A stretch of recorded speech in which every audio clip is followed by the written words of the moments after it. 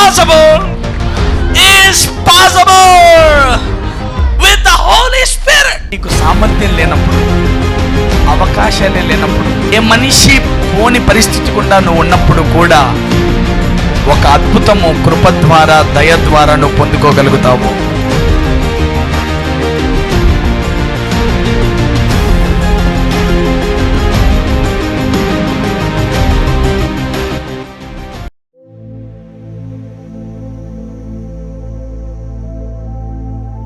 Let's go to the word of God.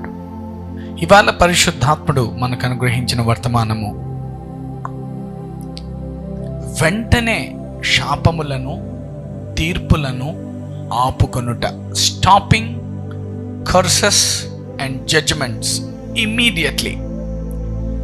అందరు చెప్పండి, వెంటనే తీర్పులను, శాపాలను ఆపుకొనుట. అంటే we have to stop them immediately. ఇప్పుడే వాటిని ఆపేయాల. ఈరోజు ఈ ప్రార్థన, ఈ వాక్యం అయిపోయే లోపే తీర్పులని, శాపాలను ఆపేయాలన్నమాట.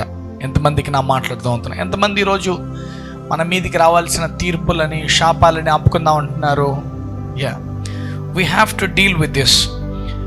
Firstly we have to know this. Let's go. Ezekiel chapter 18 verse 23. దుష్టులు మరణము నొందుట చేత నాకేమాత్రమైన సంతోషము కలుగునా, వారు తమ ప్రవర్తనను దిద్దుకొని బతుకుటయే నాకు సంతోషము. ఇదే ప్రభువగు యెహోవా వాక్కు. వింటున్నారమ్మా?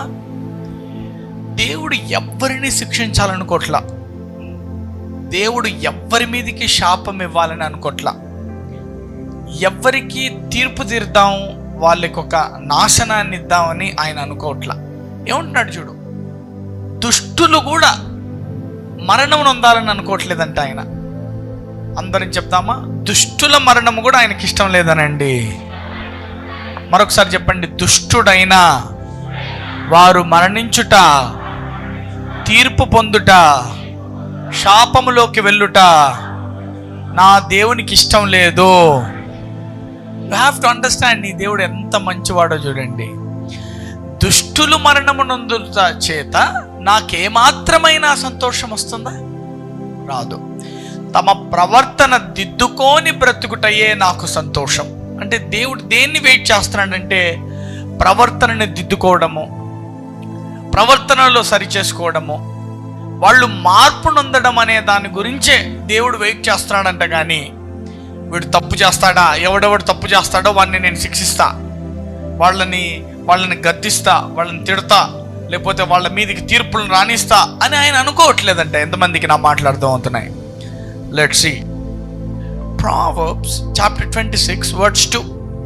రెక్కలు కొట్టుకొనుచు తారాడుచున్న పిచ్చుకయు, దాటుచుండు వానకోవెలయు, దిగకుండునట్లు హేతువు లేని శాపము తగలకపోవును. ఎంతమందికి నా మాట్లాడుతూ అవుతున్నాయి? అందరు చెప్పండి, హేతువు లేని శాపము తగలదు అనండి. చెప్పండి, రెక్కలు కొట్టుకొనుచు తారాడుచున్న పిచ్చుకయు, దాటుచుండు వాన కోవెలయు, దిగకుండునట్లు హేతువు లేని శాపము తగలకపోవును. ఎంతమందికి అర్థమైంది ఇప్పుడు నేను చెప్పింది? ఒక శాపం ఒకడి మీదకి వస్తుంది, ఒక జీవితంలో శాపం పనిచేస్తుందంటే దాని అర్థము దాని వెనక ఏదో కారణం ఉంటే తప్ప శాపం రాదంట. అందరు చెప్పండి, హేతు అంటే కారణం అని చెప్పండి. కారణము లేని శాపము తగలదు. ఇప్పుడు నేను ఎన్ని శాపాలైనా పెట్టవచ్చు, నువ్వు ప్రభువుని నమ్మాక అది పని చేయాలంటే కారణం ఉండాలి. ఒక కారణం అంటే ఓ ఫౌండేషన్ లేకుండా ఏ శాపము మన మీద పనిచేయదనమాట. అందరు చెప్పండి, కారణము లేని శాపము, హేతువు లేని శాపము పని చేయదు. ఆలోచించాలి, ఏదైనా శాపం పనిచేస్తోందంటే ఏదో కారణం ఉంది, ఎక్కడో మిస్టేక్ జరుగుతోంది, ఏదో పొరపాటు చేసాం, లేకపోతే ఏదో ఇబ్బంది జరిగింది, అందుకే ఈ శాపం మన మీద ఆధిపత్యం తీసుకుంటోంది. అది వ్యాధి అయినా, లేమైనా, మరణమైనా, ఇంకే వ్యసనమైనా. అందుకే మీరు గమనిస్తే పేరెంట్స్లో ఏముంటాయో పిల్లల్లో కూడా అవే బలహీనతలు కనబడతా ఉంటాయి. తండ్రి భయస్థుడు అనుకోండి, పిల్లలు కూడా భయస్థులుగానే ఉంటారు. నిజానికి చూస్తే అబ్రహాము భయస్థుడు, భార్యనే చెల్లి అని చెప్పుకుంటాడు, భయపడతాడు పాపం. భయం, ఏమో నా భార్యని ఏమన్నా చేస్తారేమో, ఎందుకైనా మంచిది మనం ఇట్లా చెప్పుకుంటే పోలేదా అనుకుంటాడు. అదే సమస్య మళ్ళీ ఇస్సాకు వస్తుంది, మళ్ళీ సేమ్ అట్లనే భయపడతాడు ఇస్సాకు కూడా. మళ్ళా తన భార్యని చెల్లి అని చెప్పుకుంటాడు. యాకోబు అన్న చంపేస్తాడేమో అని చెప్పి భయపడతాడు, పరిగెత్తిపోతాడు, పరారులో ఉంటాడు. లాబాన్ దగ్గర 20 సంవత్సరాలు వేస్ట్ చేసుకుంటాడు.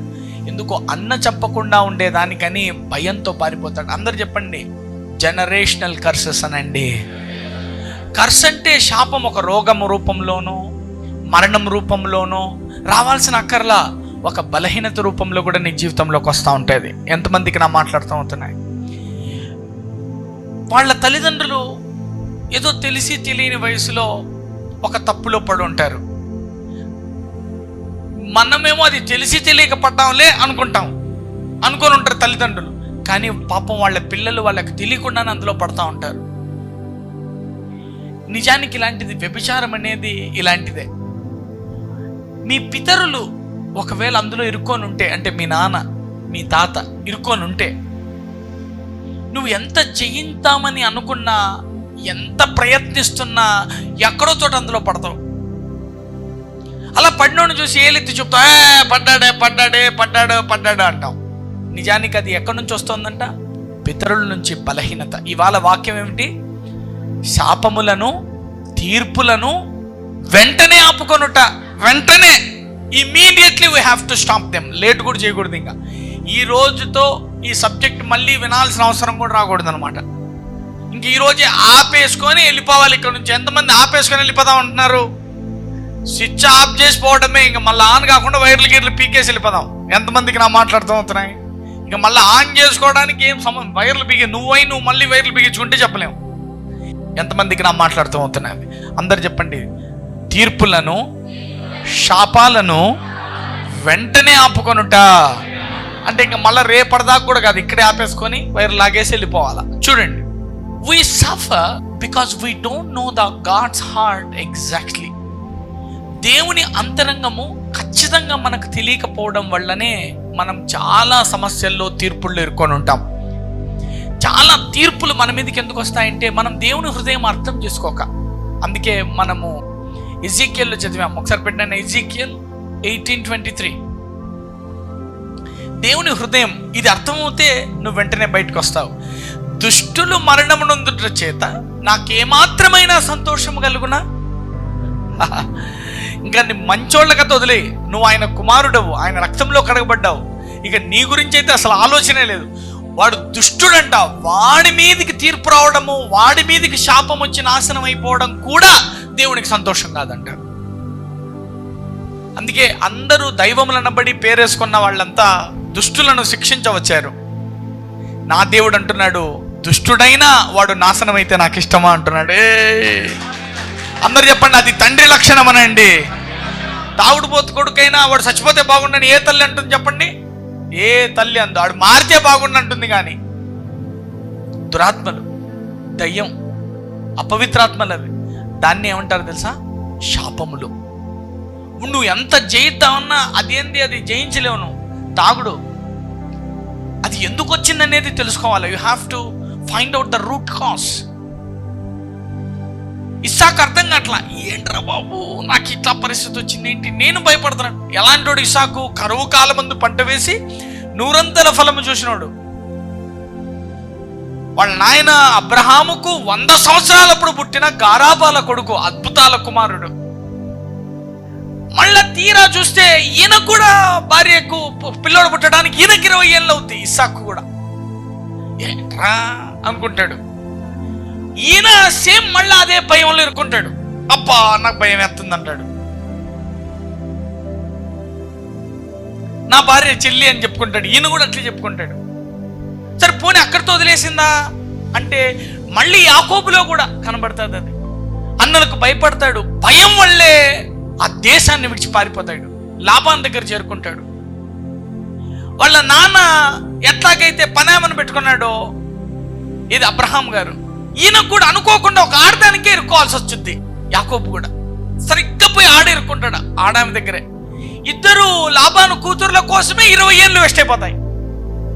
నిజానికి మన పెద్ద ఆయనకి అంటే అబ్రహాముకు అంత ఆలస్యం కారణం ఏమిటంటే ఈ మధ్యలో వచ్చిన ఈ హాగరే.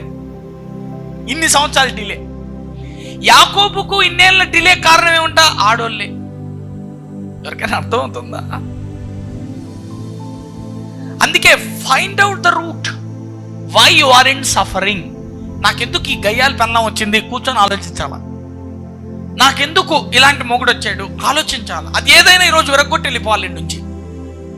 You have to understand this. ఇంకెక్కడెక్కడ ఏం మిగిలిపోయినా ఈరోజు అన్ని పీకి వెళ్ళిపోదాం. ఎంతమంది పీకి వెళ్ళిపోదాం అంటున్నారు? That's it. చూడండి, ఈ దేవుని హృదయం ఎవరికైతే అర్థం కాదో, ఈ దేవుని హృదయం ఎక్కడైతే సరిగా గ్రహింపబడదో అక్కడ బంధకాల్లోకి వెళ్ళిపోతూ ఉంటారు జనాలు. మీకు తెలియదు, ఒక ఇంట్లో 2 వివాహాలు జరుగుతాయి అంటే ఏదో కారణం చేత విడాకులయ్యో, ఏదో కారణం చేత 2 పెళ్ళిళ్ళు అవుతాయి. చూస్తే వాళ్ళ కుమార్తెకి వాళ్ళ కొడుకు కూడా 2 పెళ్ళిళ్ళు అవుతూ ఉంటాయి. నాకు తెలిసిన కొందరి కుటుంబాలు నేను ఎరుగుదును 3, 4, 5 తరాలైనా 2 పెళ్ళిళ్ళే వాళ్ళకి. ఖచ్చితంగా 2 పెళ్ళి. ఒక చెల్లి నాకు ఫోన్ చేసి మాట్లాడేది, పెళ్లి చేసుకోకుండా ఆగిపోయింది. ఎందుకంటే వాళ్ళ తమ్మునికి 2వ పెళ్ళి, వాళ్ళ అక్కకు 2వ పెళ్ళి, ఇప్పుడు ఈమె లాస్ట్ ఆమె. నాకు 2వ పెళ్ళి అవుతుంది. నేను చేసుకుంటే నా భర్త చనిపోడన్నా చనిపోతాడు, విడాకులన్నా ఇస్తాడు, నాకు తప్పక 2వ పెళ్ళి అయింది, నేను ఎందుకు చేసుకోవాలా అనింది నాతో. ఎందుకంటే అది ఎప్పటి నుంచి కొనసాగుతుంది? 3-4 తరాల నుంచి వస్తుంది అది లైన్. 2వ పెళ్ళి, 2వ పెళ్ళి, 2వ పెళ్ళి, 2వ పెళ్ళి, 2వ పెళ్ళి. There is a root. ఎందుకనేది తెలియాలా దాన్ని. అందుకే ఏది ఎందుకైనా ఈరోజు వైర్లు పీకెత్తే పోలా. ఇప్పుడు ఏడో షార్ట్ సర్క్యూట్ అవుతుంది, ఏం చేస్తాం? మనం పోయి మెయిన్ ఆఫ్ చేస్తాం, అంతేగా. ఈ రోజు వర్తమానం ఎలాంటిదంటే వెంటనే ఆపుకోనుట. ఏడ కాలుతున్నా, ఏడ మండుతున్నా, ఫీజులు పీకి పడేస్తే పాయ్. మనం ఫీజులు కూడా వైర్లు గుంజేస్తాం ఎక్కడెక్కడ.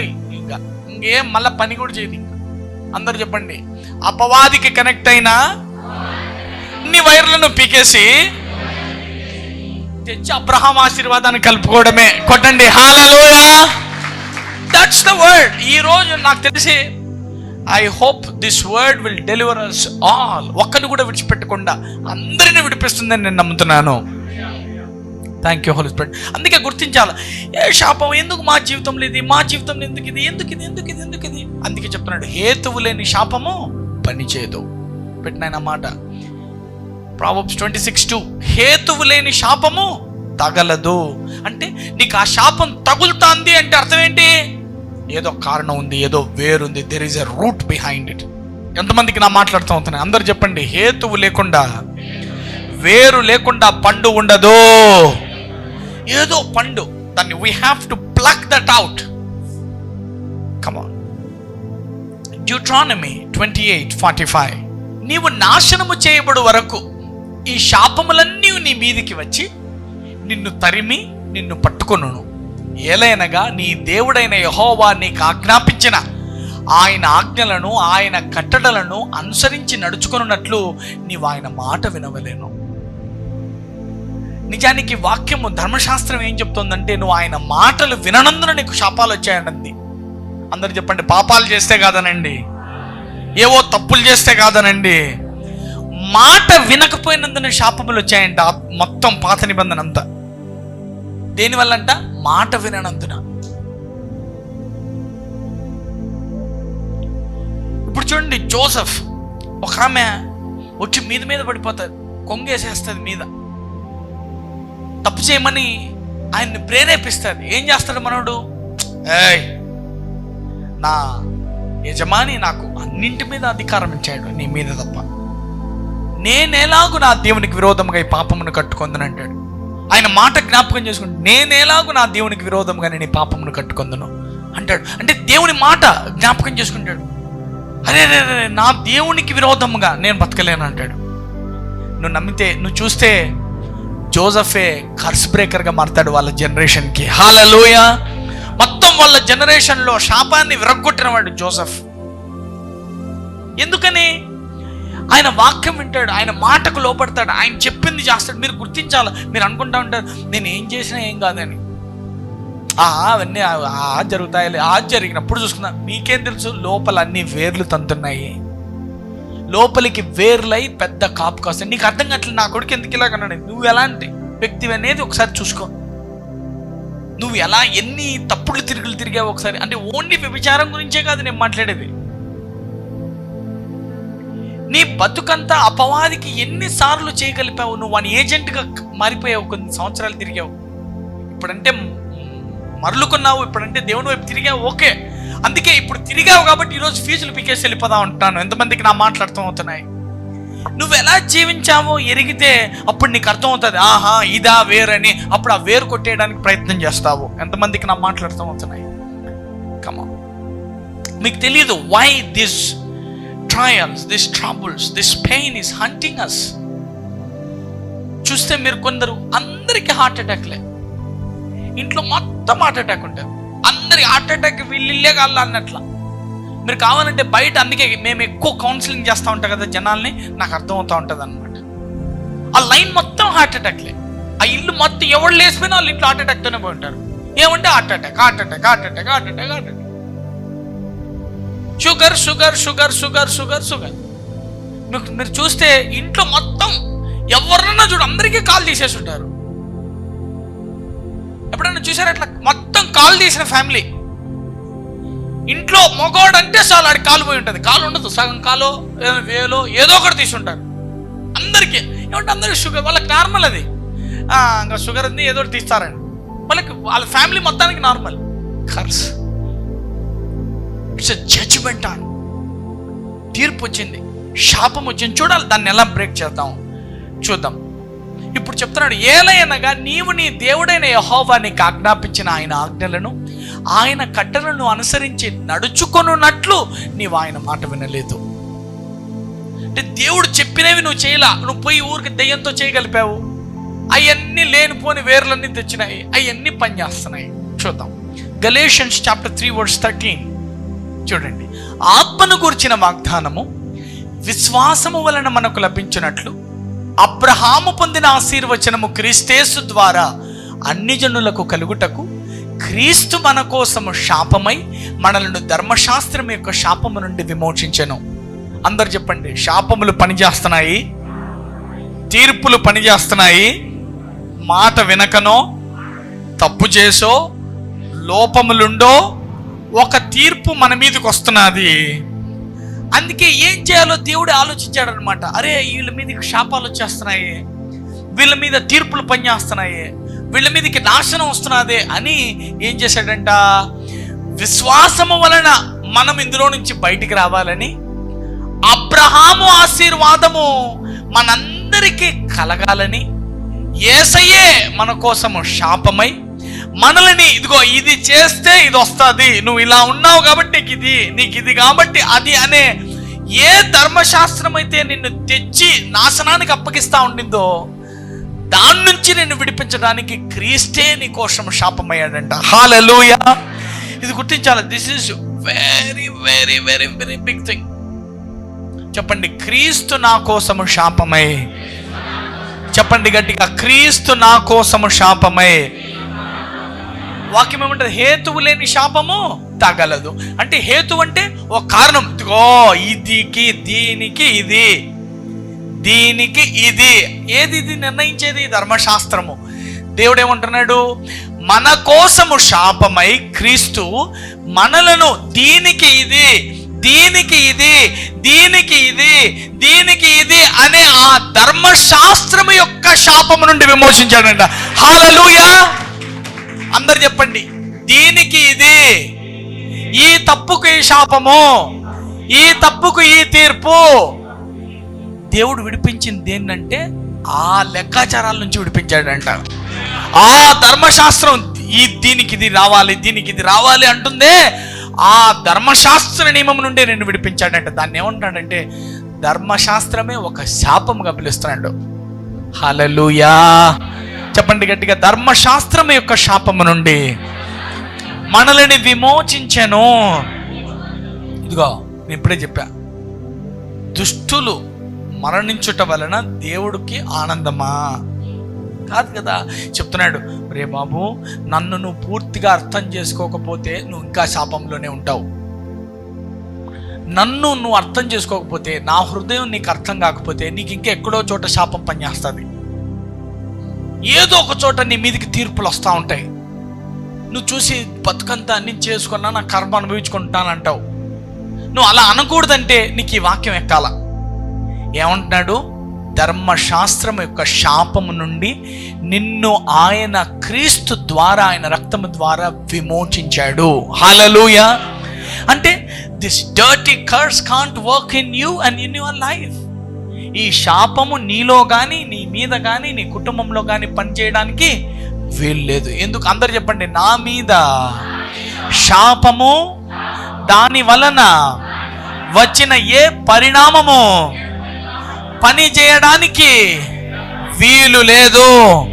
నా మీదికి రావాల్సిన శాపము, నా మీదికి రావాల్సిన తీర్పులను ఆయన క్రీస్తు ద్వారా, ఆయన రక్త విమోచనము ద్వారా వాటిని రద్దుపరిచాడు. హల్లెలూయా. చూద్దాం 14. ఇందును గూర్చి మ్రాను మీద వ్రేలాడిన ప్రతివాడు శాపగ్రస్తుడని వ్రాయబడి ఉన్నది. అందరూ చెప్పండి, క్రీస్తే నా శాప ఫలాన్ని అనుభవించి ఆయన శాపగ్రస్తుడయ్యాడు. అప్పు నువ్వు కట్టాక ఇంకా అప్పు నా మీదకి ఎందుకు ఉంటుంది? అప్పు భారం నీదని తీసుకున్నావు, ఇంకా నీది కదా అప్పు భారం, నాదెందుకు అవుద్ది? ఇప్పుడు నా అప్పు మీరు తీసేసుకోండి, నేను కడతానంటే ఇప్పుడు నా మీద ఉందా భారం? నీ మీద ఉందా? నీ మీదే ఉంటుంది. ఆయన మన శాపమునంతా తీసుకున్నాడు కాబట్టి శాపగ్రస్తుడైపోయాడంట ఆ సిలువలో. అందరు చెప్పండి, నా మీద ఇక శాపం ఉండడానికి లేదనండి. ఐజాయా 54:17, నీకు విరోధముగా రూపింపబడిన ఏ ఆయుధము వర్ధిల్లదు, న్యాయ విమర్శలో నీకు దోషారోపణ చేయు ప్రతి వానికి నీవు నేరస్థాపన చేసేదవు. యెహోవా యొక్క సేవకుల నీతి నా వలన కలుగుచున్నది, ఇది వారి స్వాస్థ్యము, ఇది యెహోవా వాక్కు. ఎంతమందికి నా మాట్లాడుతూ అవుతున్నాయి? అందరూ చూడండి, చెప్పండి గట్టిగా, మాకు విరోధముగా రూపింపబడిన ఏ ఆయుధము, ఏ శాపము, ఏ తీర్పు మా మీద పనిచేయదు. ఏదో కల వస్తుంది, నువ్వు చచ్చిపోయినట్లు, లేదా నీకు అయినోళ్ళు పోయినట్టు, ఏదో జరిగినట్టు, ఎత్తిపోయినట్లు, ఏదో కాలు పోయినట్టు, లేకపోతే దెయ్యాలు వచ్చి గొంతు పిసుకుతా అన్నట్ల, ఏదేదో అయిపోతా అన్నట్టు ఒక కళ వస్తుంది. లేదంటే ఎవరో పెద్ద పేరు మోసిన పాస్టర్ వచ్చి నీకు, లేదు దేవుడు నిన్ను ఇలా చేయబోతున్నాడు, నిన్ను అంతమొందించాలనుకున్నాడు, లేదు నీ వల్ల ఆయన తృప్తి చెందలేదని ఏదో ఒక ప్రవచనం చెప్తాడు. అప్పుడు భయపడవచ్చా? అప్పుడన్నా అది పనిచేస్తా? అందరూ చెప్పండి, దుష్టులు నాశనం అయితేనే నా దేవునికి సంతోషం లేదంట. నేను ఆయన కుమారుడును, నేను ఏదన్నా దారి తిప్పితే ఆయన సంతోషపడతాడా? నేను నాశనం అవుతుంటే ఆయన చూస్తే హ్యాపీగా ఉంటాడా? ఆయన ఏం కోరుతున్నాడంటే నాలో పరివర్తన ఒక్కటి కోరుతున్నాడంట, అంతే. అందరు చెప్పండి, ప్రవచనమే రాని ప్రవక్తలు గుంపు కూడి ప్రవచించని, చెప్పండి, నా నెత్తి మీద అబ్రహాము ఆశీర్వాదము గలదు. హల్లెలూయా. దేవుడే చెప్పుండని, ఇప్పుడు ఈ నిమిషానికి దేవుడే చెప్పుంటాడు, రే లేపుతా నిన్ను గంటకు. ఇచ్చికే ఏమంటాడు? Lord cancel it my lord. దుష్టుడు పోతేనే నాకు పెద్దగా బాధ కదరా, నువ్వు వద్దంటావా? మారతావా? మార్చుకున్నా? Cancel. This is God's heart. Hallelujah. అందరు చెప్పండి, ఎంత పెద్ద ప్రవచనమైనా, దేవుడు విడుదల చేసే తీర్పైనా, దేవుడే విడుదల చేస్తాడు నీ మీద తీర్పు, లేపేస్తాయి రాత్రికి నిన్ను అంటాడు. మళ్ళీ ఆయన నిమిషం కూడా పట్టదు, లేదు పోరా 20 ఏళ్ళు ఆయుష్ చెప్పో, ఇప్పుడే కంటివి కదా నిమిషం మీదనే లేపుతానని. అవురా అన్నాను, నాకు దుష్టులు నాశనం అయితేనే నాకు ఇష్టం ఉండదు, నువ్వు నాశనం అయితే నాకు సంతోషమా? నేనేం కోరుతున్నా, నీలో నీ బుద్ధి మారుతుందేమో అని వెయిట్ చేశా. నువ్వేం చేస్తేవి? నిమిషం కూడా కాకనే మార్చుకుంటేవి. అయ్యా పొరపాటు అయిందా, బాలా బాలా బాలా బాలా బా అంటివి. పోరా వద్దు పో, 20 ఏళ్ళు బతుకుపో అంటాడు. వాక్యమును మీరి, వాక్యమును దాటి ఏ ప్రవక్త ప్రవచించలేడు. అందుకే ప్రవచనములైన నిరర్థకమవుతాయని ఉంది వాక్యంలో. ప్రవచనము నిరర్థకం. అందుకే ప్రేమ ఎల్లకాలము నిలుస్తుందండి, శాశ్వత కాలం ఉంటుంది. అందరు చెప్పండి, నా దేవుడు ప్రవచనాలను ఎంత గొప్పగా నెరవేరుస్తాడో. బైబిల్ అంతా ప్రవచన నెరవేర్పుకే మనుష్య కుమారుడు వచ్చాడని ఉంటుంది. అంటే యెషయా వంటి గొప్ప ప్రవక్తలు ప్రవచిస్తే ఆ ప్రవచన లేఖానుసారం నెరవేరడానికే ఈ భూమి మీదకి ఆయన వచ్చాడు. చెప్పాను చేయాలా, చెప్పాను చేయాలా, చెప్పాను చేయాలా. రెండు ముందు పెట్టామనుకో, చెప్పావు చేస్తావా, చెప్పావు ప్రేమ చూపిస్తావా. మార్చుకుంటే చెప్పు కొల్లకి చెప్తాను, చెప్పినటువంటి చేస్తానా అంటాడు. అర్థం కావట్లేదా మీకు? అందరు చెప్పండి, దేవుడు చెప్తాడు, చెప్పి చేయకుండా ఆయన మాట తప్పుటకు నరుడు కాడు, నరమాత్రుడు కాడని అదే వాక్యమే ఉంటుంది. మళ్ళీ ఆయన నేను చెప్తాను, నేను వెంటనే అనుకుంటా అంటాడు. కాంటెక్స్ట్ అర్థం కావాలా? ఆయన చెప్తాడు, మాట తప్పడు, తప్పక నెరవేరుస్తాడు. ఎప్పుడు నీకేదైనా వాగ్దానం చేసిండి, నీ మేలుకై ఏమన్నా పలుకుంటే, నీ మేలుకై ఏదైనా ప్రవచనం ఇస్తే తప్పక నెరవేరుస్తాడంట. లేదా నువ్వు నాశనం అయిపోతావు, నువ్వు పాడైపోతావు, నీకు అదొచ్చేస్తుంది, నీకు ఈ జబ్బు వచ్చేస్తుంది, ఆ జబ్బు వచ్చేస్తుంది, వెళ్ళిపోతావు, చచ్చిపోతావు అని చెప్పాడే అనుకో, వెంటనే మార్చుకుంటాడంటే నువ్వు మార్కి. అందరు చెప్పండి, నా దేవుడు పశ్చాత్తాపపడని వాడు, మాట చెప్పి వెనక్కి తీసుకొని వాడు. ఒకవేళ నేను బుద్ధి మార్చుకుంటే తాను విడుదల చేసిన మాటనైనా వెనక్కి తీసుకొని తన మాటే మార్చి మళ్ళా చెప్తాడు నా కోసం. Hallelujah. This God will change his word. ఇస్కాయతో అంటాడు, ఏమంటాడు? మనోడే చెప్తాడు, పోయేలే చెప్పేసి మళ్ళా చెప్పు. గుమ్మం కూడా దాటాడు ఇంకా ప్రవక్త.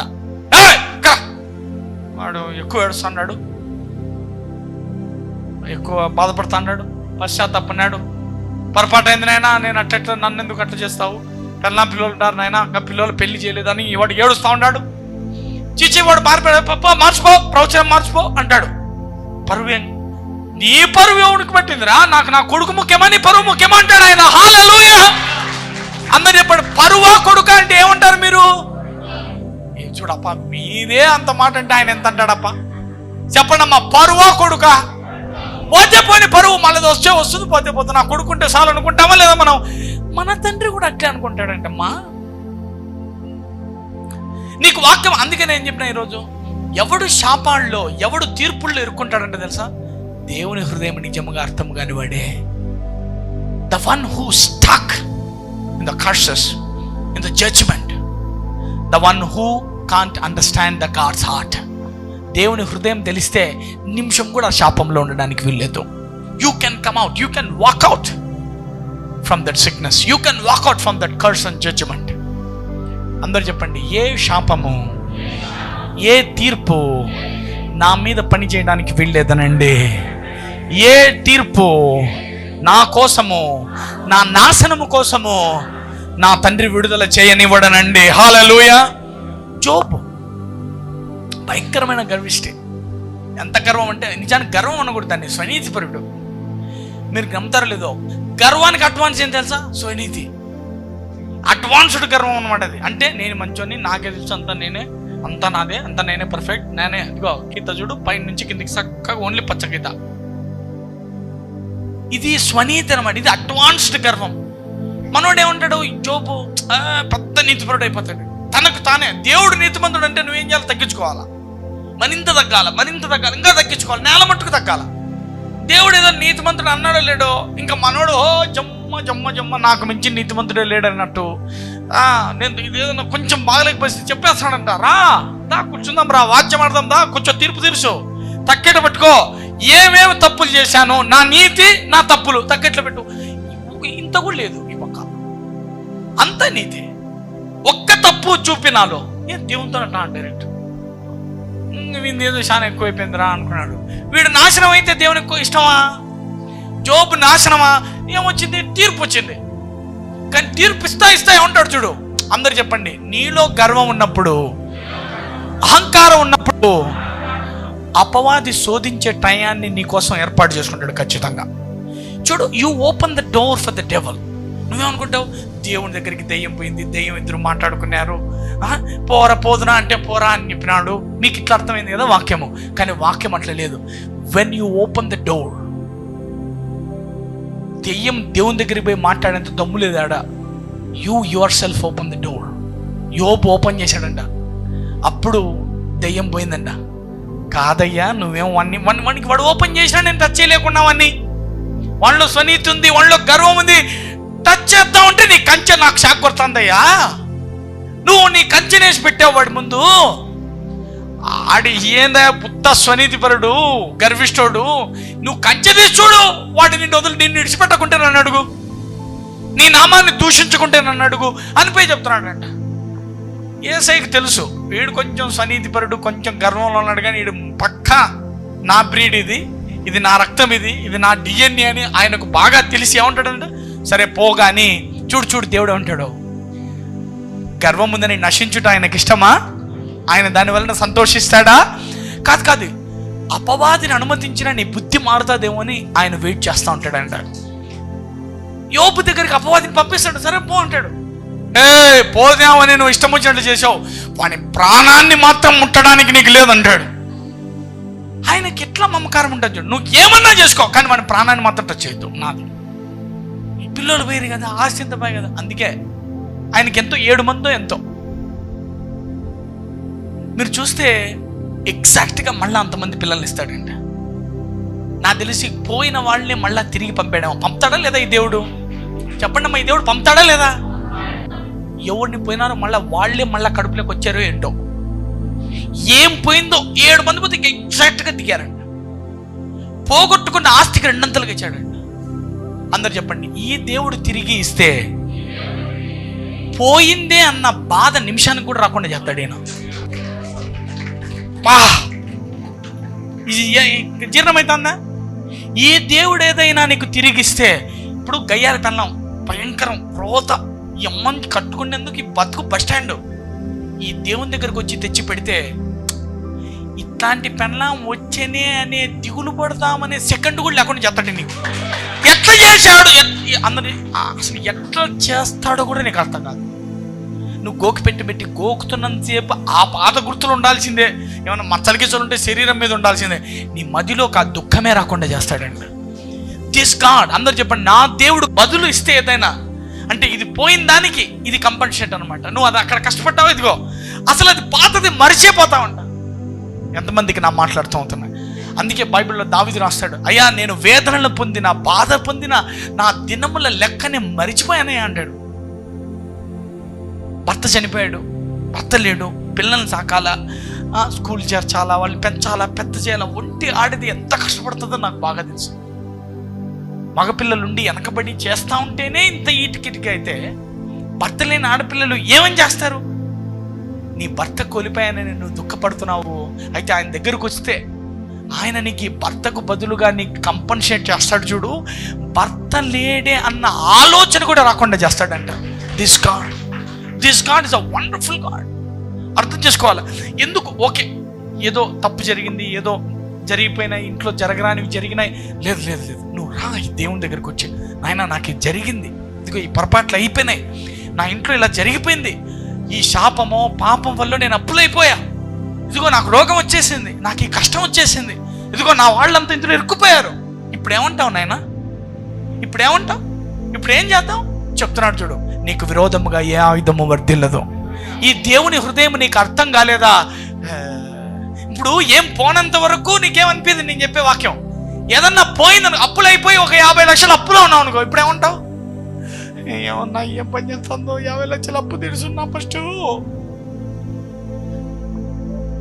శాపములు పనిచేసి భర్త పోయాడు, భార్య పోయింది, చంటి పిల్లలు చనిపోయారు. ఇప్పుడు ఏమనిపిస్తుంది నీకు? ఏం శాపమో, ఏం పాపం, నా బతుకంతా బస్టాండ్ అయిపోయింది, నా బతుకు చూడు ఎట్లుందో అంటావు. అందుకే ఏ కష్టం లేనోనికి అసలు వాక్యం సూచించదంట. కడుపు నిండా 3 పూట్ల భోజనం దొరికేవానికి వాక్యంతో పనే ఉండదు.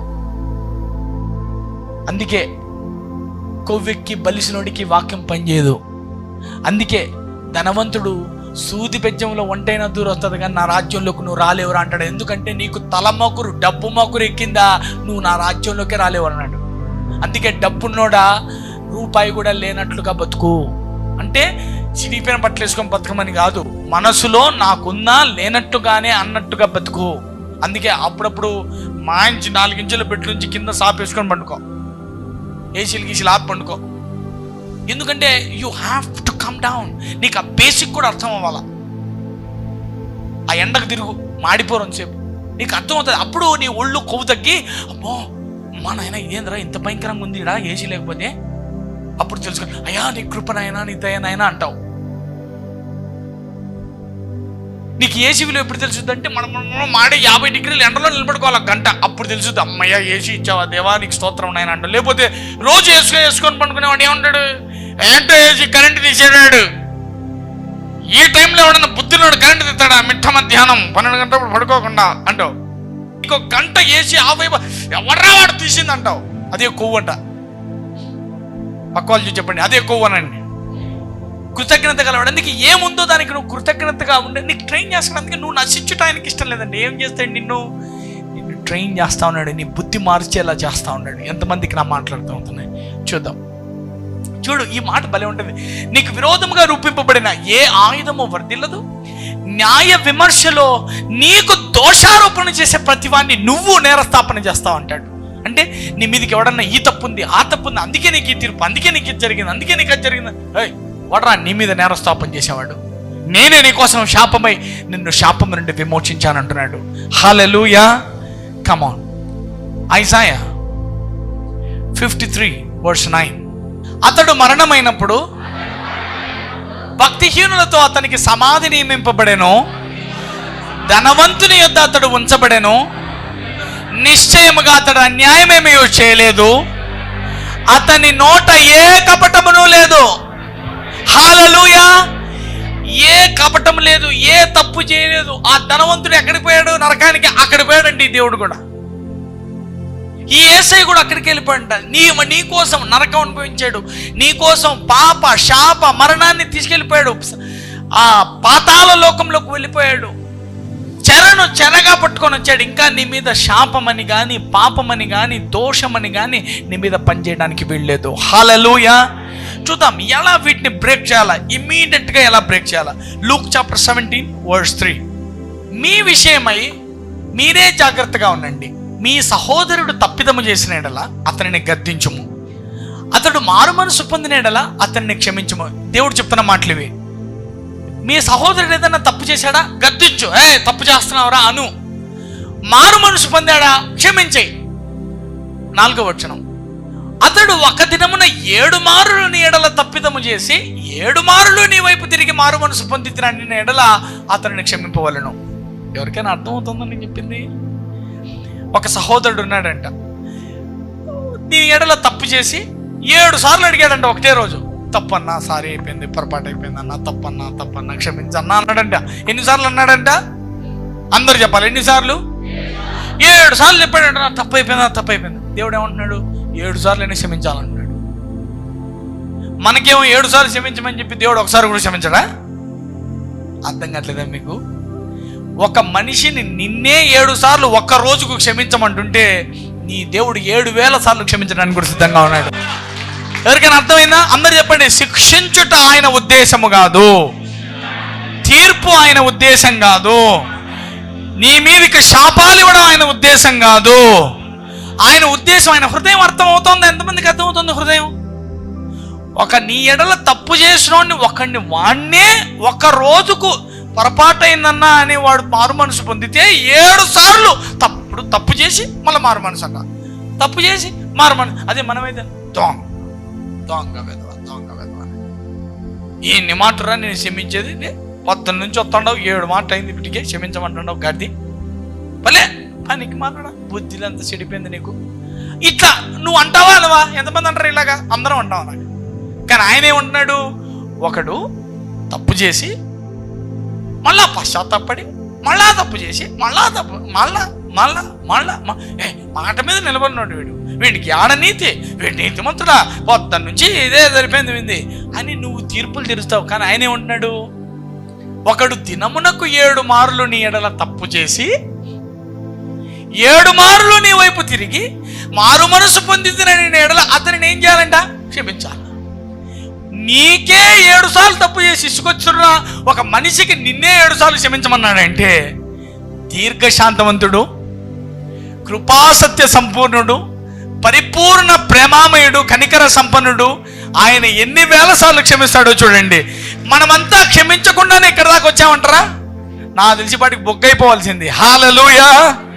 This God, understand this God. ఆయన కృపా కనికర సంపన్నుడు. 5, అపోస్తలులు మీ విశ్వాసము వృద్ధి పొందించమని ప్రభుత్వం చెప్పగా. ఇన్నిసార్లు క్షమించాలంటే ఏమని అడుగుతారు వాళ్ళు? మా విశ్వాసం పెంచాలి. అందరు చెప్పండి, క్షమించడానికి విశ్వాసం కావాలనండి. చెప్పండి గట్టిగా, క్షమించడానికి విశ్వాసము కావాలా? క్షమాపణ పొందడానికి కూడా విశ్వాసం కావాలా? ఎంతమందికి అర్థమవుతుంది? కొంతమందిలే వాక్యం తెలియకపోను క్షమాపణ పొందలేరు. మాకు తీర్పు వచ్చిందన్నా, శాపం ఉన్నా, ఏమన్నా అంత అట్లా జరిగాన్నా, మాకు ఎందుకుంటే మా అంత జరిగేదాకా వైర్లు పీకేయకూడదా? ఆడ కాలిపోతుంది, సురుసురు అంటుంది, పొగ వస్తుంది, వెంటనే ఆడ మెయిన్ ఆఫ్ చేసి పీకెత్తే పోలా? నువ్వు అంతా అంటుకొని మొత్తం పొగ్గయి ఇంతో సామాన్ అంతా అంటుకునే ఊరుకుంటావా? ఎంత బుద్ధి లేదు నీకు? ఈ వాక్యం ఏంటికంటే నువ్వు వెంటనే పీకేసుకుంటావని వాక్యం చెప్తున్నాం ఇది. అందుకే ఈరోజు వర్తమానం ఏమిటి? తీర్పులను శాపాలను వెంటనే ఆపుకొనుట. వెంటనే ఇప్పుడే ఆపేసుకోవాలి, పీకేసుకోవాలా? అంటుకుంటాంది నన్ను చూస్తా కూర్చుంటా, పీకే. హల్లెలూయా. Understand this deep. ఇప్పుడు దీని లోతు అర్థం చేసుకునే ప్రయత్నం చేయాలి. We are going so deep today. Romans 8:2 చెప్పండి.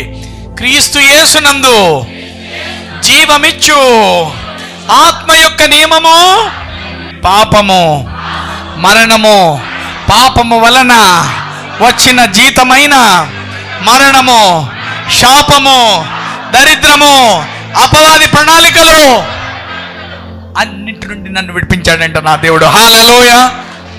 ఎట్లనగా ధర్మశాస్త్రము దేనిని చేయజాలకపోయినా దానిని నా కోసం ఆయన చేశాడు. హల్లెలూయా. చెప్పండి, no curse can operate in me. Hallelujah. భక్తుల ప్రవచనములే అవ్వని, నేరుగా దేవుని మాటే అవ్వని, నీ చేతుల్లోనే ఉంది దాన్ని ఇప్పుడే పీకేయడానికి. హల్లెలూయా. అంటే దేవుడే ఇప్పుడు చెప్పని, రే పోతావురా ఈ గంటకు. స్వరమే వచ్చింది, దర్శనమే వచ్చింది, దేవుడే వచ్చి చెప్పాడు నీకు. ఆ దేవుడు ఏమన్నాడు? నువ్వు నాశనం అయితే నాకు సంతోషమా? నువ్వు పాడైపోతే నాకు ఇష్టమా? నువ్వు నీ భర్తనో భార్యనో పిల్లలనో కోల్పోతే నాకు సంతోషమా? ఎట్లా సంతోషం రా? ఈ తప్పు చేసావు కాబట్టి నేను దీన్ని లేపా, ఈ తప్పు చేసావు కాబట్టి నేను అది లేపా అంటే నాకు ఆనందమా? టెమని చెప్తానా నేను?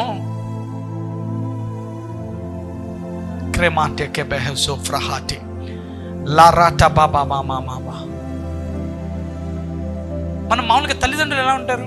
పిల్లలు చాక్లెట్ తింటా ఉంటారు, కోతో లేకపోతే ఏదన్నా వచ్చి పిల్లడు ఇంకొకడో ఎవడో పోయేవాడో లాగేసుకుని వెళ్ళిపోయాడు అనుకోండి. పిల్లలు ఏం చేస్తారు? కింద పడి నా చాక్లెట్ పోయింది, కోతి తీసిపోయింది అని ఏడతారా? అప్పుడు ఏం చేస్తారు మీరు? 4 పీకి పట్టుకెళ్తారా ఇంటికి? ఏం చేస్తారు? పోతే పనులేరా అని ఇంకోటి కొత్త తీసా కానీ మంచిది, ఇంకా పెద్దది. ప్రతి తండ్రి మనసు ఇట్లుంటే, ప్రేమకు ఆద్యం పోసి ప్రేమకే రూపం ఇచ్చి ప్రేమకే బలమైన వాడు నీతో ఏమంటాడంటావు? ఇది పోతోంది అంటే పోయిందా, చేసుకున్నావా, అనుభవించుకున్నావా, కోతి పీక్కుంటుందని తెలుదా గడిది నీకు అని తిడతావా? ఏడుతా ఉంటే ఏమంటాడు? పోతే పోనీరా, దానికి ఏడుస్తావు, చిన్నది పోయింది పెద్దది ఇస్తా కదా. నువ్వే ఆ మాట చెప్తే నీ తండ్రి ఇంకెంత సర్వలోకాధిపతి ఆయన హోదాలో చెప్తే నీకు ఇంక దిమ్మ తిరుగుద్ది నీకు. Hallelujah. Understand this God's heart. నేను అందుకే చెప్తున్నా ఈరోజు దీనికి మూలం దేవుని హృదయం నీకు అర్థము కానంత వరకు నీ మీద పాపమైన శాపమైన తీర్పైన పనిచేస్తుంది. అర్థమైందా? నువ్వు తీర్పు క్షణాల్లో పీకేసుకొని మార్చేసుకొని వెళ్ళిపోతావు. చూడు ఏం జరుగుతుందో మీకు ఒక ఉదాహరణ చెప్తాను. ఇప్పుడు దేవుడే చెప్తాడు, అయినా కూడా అది ఎలా మారుతుందో చూద్దాం. Matthew chapter 16 verse 22. పేతురు ఆయన చేయబట్టుకొని, ప్రభువా అది నీకు దూరమవునుగాక, అది నీకెందుకు నువ్వు కలగదని ఆయనను గద్దింపసాగాను. ఎవడన్నా దేవుడు ఏసైనా గద్దించేవాడు ఉన్నాడు భూమి మీద? మనోడు కొవ్వు ఎక్కువైపోయి కొంచెం దేవునితో సనువై ఎక్కువైపోయేసరికి రోజు పక్కన తిని చేపల కూర తిని, ఎందుకంటే క్లోజ్ అయినా మనకు ఇప్పుడు అందుకే తన సొంత ఇంట్లో చూడండి, ఒకసారి మీకు ఆశ్చర్యపోతారు మీరు చెప్తే, ఫీజులు ఎక్కిపోతాయి చూడండి. అద్భుతకరుడు, ఆశ్చర్యకరుడు, ఆలోచనకర్త సర్వమానవ ప్రపంచాన్ని, ఈ భూ విశ్వాన్ని, ఎంతో పెద్ద విశ్వాన్ని మాటతో నడిపించే ఈ మహాదేవుడు, ఈయనే అద్భుతాలు చేసేది. అంటే రీక్రియేటర్ ఈయనే. ఇంత పెద్ద దేవుడు వాళ్ళ ఈ సొంతూరికి వినాడంట. అద్భుతాలు చేయాలంటే గుబట్టుకుంటానే రావడం లేదట. నేనే కదా అద్భుతాల దేవుణ్ణి, మిరక్కల్ వండర్ వర్కింగ్ గాడ్ అనుకుంటా అంట. ఆయనే ఇదంతా చేసింది నేనే. గుడ్డు కళ్ళు తెరుంటే తెరవట్లేదంట, కళ్ళు తెరుచుకోవట్లేదు. ఈడ నేను ఎక్కువ సాహసం చేయకూడదు, ఇంటికి పోయేది మంచిది అనుకున్నాను. ఆయనకే వస్తుందంట థాట్. అందుకే అక్కడ రాయబడి ఉంటుంది, వారి అవిశ్వాసమును చూచి ఆయన ఆశ్చర్యపడి ఆయన వారి మధ్య అద్భుతములు చేయలేకపోయాను. ఏమైనా అర్థం కావట్లేదా మీకు? అందరు చెప్పండి, అద్భుత దేవుడే, సర్వశక్తిమంతుడే. సొంతూరోళ్ళ దగ్గరికి వచ్చేలకు, సొంతింటోళ్ళ దగ్గరికి వచ్చేలకు అసలు చెయ్యవరట్లేదంట ఆయనకి. ఎందుకంటే తెలుసా? అందుకే యేసయ్య ఏమన్నారంట, మరియమ్మ కొడుకు కాదా, ఈడ పుట్టినోడు కాదా, వడ్రంగి కొడుకు కాదా, నిన్న మొన్న మేము మా ఇంటికాడ చూడలేదా, ఎత్తుకొని తిరిగినాం, శంకర్ని ఎత్తుకున్నాం, భుజానికి ఎత్తుకున్నాం, లాజని లేపుతారా, ఇట్లా లేపుతారా? అందరు చెప్పండి, వారి అవిశ్వాసమును చూచి ఆయన ఆశ్చర్యపడానండి. అందుకే ఎప్పుడు దేవుని సేవకంతో చనువుగా ఉండొద్దు, నీకు ప్రమాదం అది. చనువుగా ఉండొద్దు, నీకు ప్రమాదం అది. ఆయన నొచ్చుకున్నాడా, నీకు ప్రమాదం అది. ఆయన మెచ్చుకున్నాడా, అప్పుడు కూడా నీకు బాధ్యత భారం. ఎక్కువ అటాచ్మెంట్ వచ్చింది అనుకో, నీ మీద డిమాండ్ వస్తుంది. నేను మంచుకో చెడుకో నొచ్చుకున్నాను అనుకో, నీకు ప్రాబ్లమే అది. నన్ను నొప్పించకుండా ఉండడం నీకు కష్టమే అది. యేసయ్య తన సొంత ఊరిలో అద్భుతాలు చేయలేకపోయాడంటే కారణం ఏమంట? అవిశ్వాసము. అందుకే నిన్ను దేవుడు ఏదన్నా చేసేదానికి నీ అవిశ్వాసమే ఆపగల. చూసుకో మరి, ఈ వడ్రంగి కొడుకు కాదా, మరియమ్మ కొడుకు కాదా అంటావేమో, చూసుకో మరి. ఇక్కడ పేతురుకు అతి చనువు ఇచ్చేసరికి ఏమంటున్నాడంట, దేవుణ్ణే గద్దిస్తున్నాడంట. ఏదానికంటే సిలువకు పోతాండ, నాకు మనుష్య కుమారుడు అప్పగింపబడు సమయం వచ్చింది, ఇక నేను సిలువకు అప్పగింపబడాలా, నన్ను ఇప్పుడు వస్తారు పట్టుకెళ్ళిపోతారు అంటుంటే పేతురు కోపం వచ్చేసిందంట. నిన్నెవరయ్యా తీసుకెళ్లేది, నిన్నెవడయ్యా పట్టుకెళ్ళేది, నిన్నెవడయ్యా చంపేది, నా ప్రాణమైన ఇస్తాను నేను వానికి అనుకో. వాడు ఎవడయ్యా నిన్ను చంపుకునే, రాని వానికి అతని చెవు నరుతాడు కదా. కోపం వచ్చేసి మనవాడికి, ఎవడా నిన్ను పట్టకపోయేది అని ఏమంటాడు తెలుసా?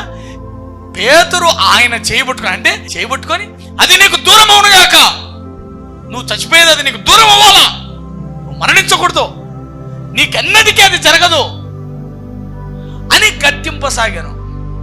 యేసయ్యనే గద్దెత్తున్నాడట. నువ్వు అట్లెట్లంటావా, జరగదు నీకు అది, దాన్ని చేయబట్టుకొని ఉడాయించి చెప్తున్నాడు. 23 ఇప్పుడు ఏమంటాడు? అయితే ఆయన, అందరు చెప్పండి, అయితే యేసయ్య పేతురు వైపు తిరిగి, ఏ సైతానా నా వెనకకి పొమ్మంటాడన్న. పొరపాటు నిన్నే పిలిచినాడు అనుకో, రే సైతానా వెనక్కి పోరా అన్నాడు అనుకో. ఇప్పుడు ఎవరిని పిలుస్తున్నాడు సైతానని? పేతురును. ఎందుకంటే నేను మానవ జాతి రక్షణ కొరకు సిలువకి పోవడానికి నేనొత్తే అదే నాకు దూరం అవునుగా కంటావురా అంటే మానవ జాతి విమోచనకే నువ్వు విరోధి అవుతావా? నా తండ్రి అనాది కాల జగత్ పునాది వేయబడక ముందే వేసిన ప్రణాళికకు విరోధంగా మాట్లాడుతున్నాడు. తెలియట్లా పాపం పీటర్కి. ఎవరికైనా అర్థమవుతుందా? జగత్తు పునాది వేయబడక ముందే వధింపబడిన దేవుని గొర్రె పిల్లానుంది ప్రవచనం. నేను అవన్నీ నెరవేర్చుకోవడానికి నేను వచ్చి చనిపోవడానికి నేనొత్తే నీకు అది దూరం అవునుగా కంటావురా? నువ్వు మనిషివి కాదు, నువ్వు దెయ్యానివి, సైతానా నా వెనక్కు పొమ్ము అంటాడు. ఇప్పుడు నీ గురించే చెప్పాడు అనుకో, ఏ సైతానా అన్నాడు అనుకో, ఏమంటావు? నాలాంటివాడైతే ఇంకే ఆయన సైతానా అని మాట పూర్తి కాకనే ఆ ఏడ్చి చచ్చిపోతాను నేను. ప్రభువా నేను సైతాన్నైనా, నేను ఇంకేం బాగుపడతానైనా, సైతాన్ను అని. కానీ పీటర్ నోస్ గాడ్స్ హార్ట్. పేతురుకి బాగా తెలుసు దేవుని హృదయము. అందరు చెప్పండి, దేవుడే సైతాన్ అంటున్నాడు అనండి. చూద్దాం. నీవు నాకు అభ్యంతర కారణమై ఉన్నావు, నీవు మనుష్యుల సంగతులనే తలంచుచున్నావు గాని దేవుని సంగతులను తలంచట్లేదు.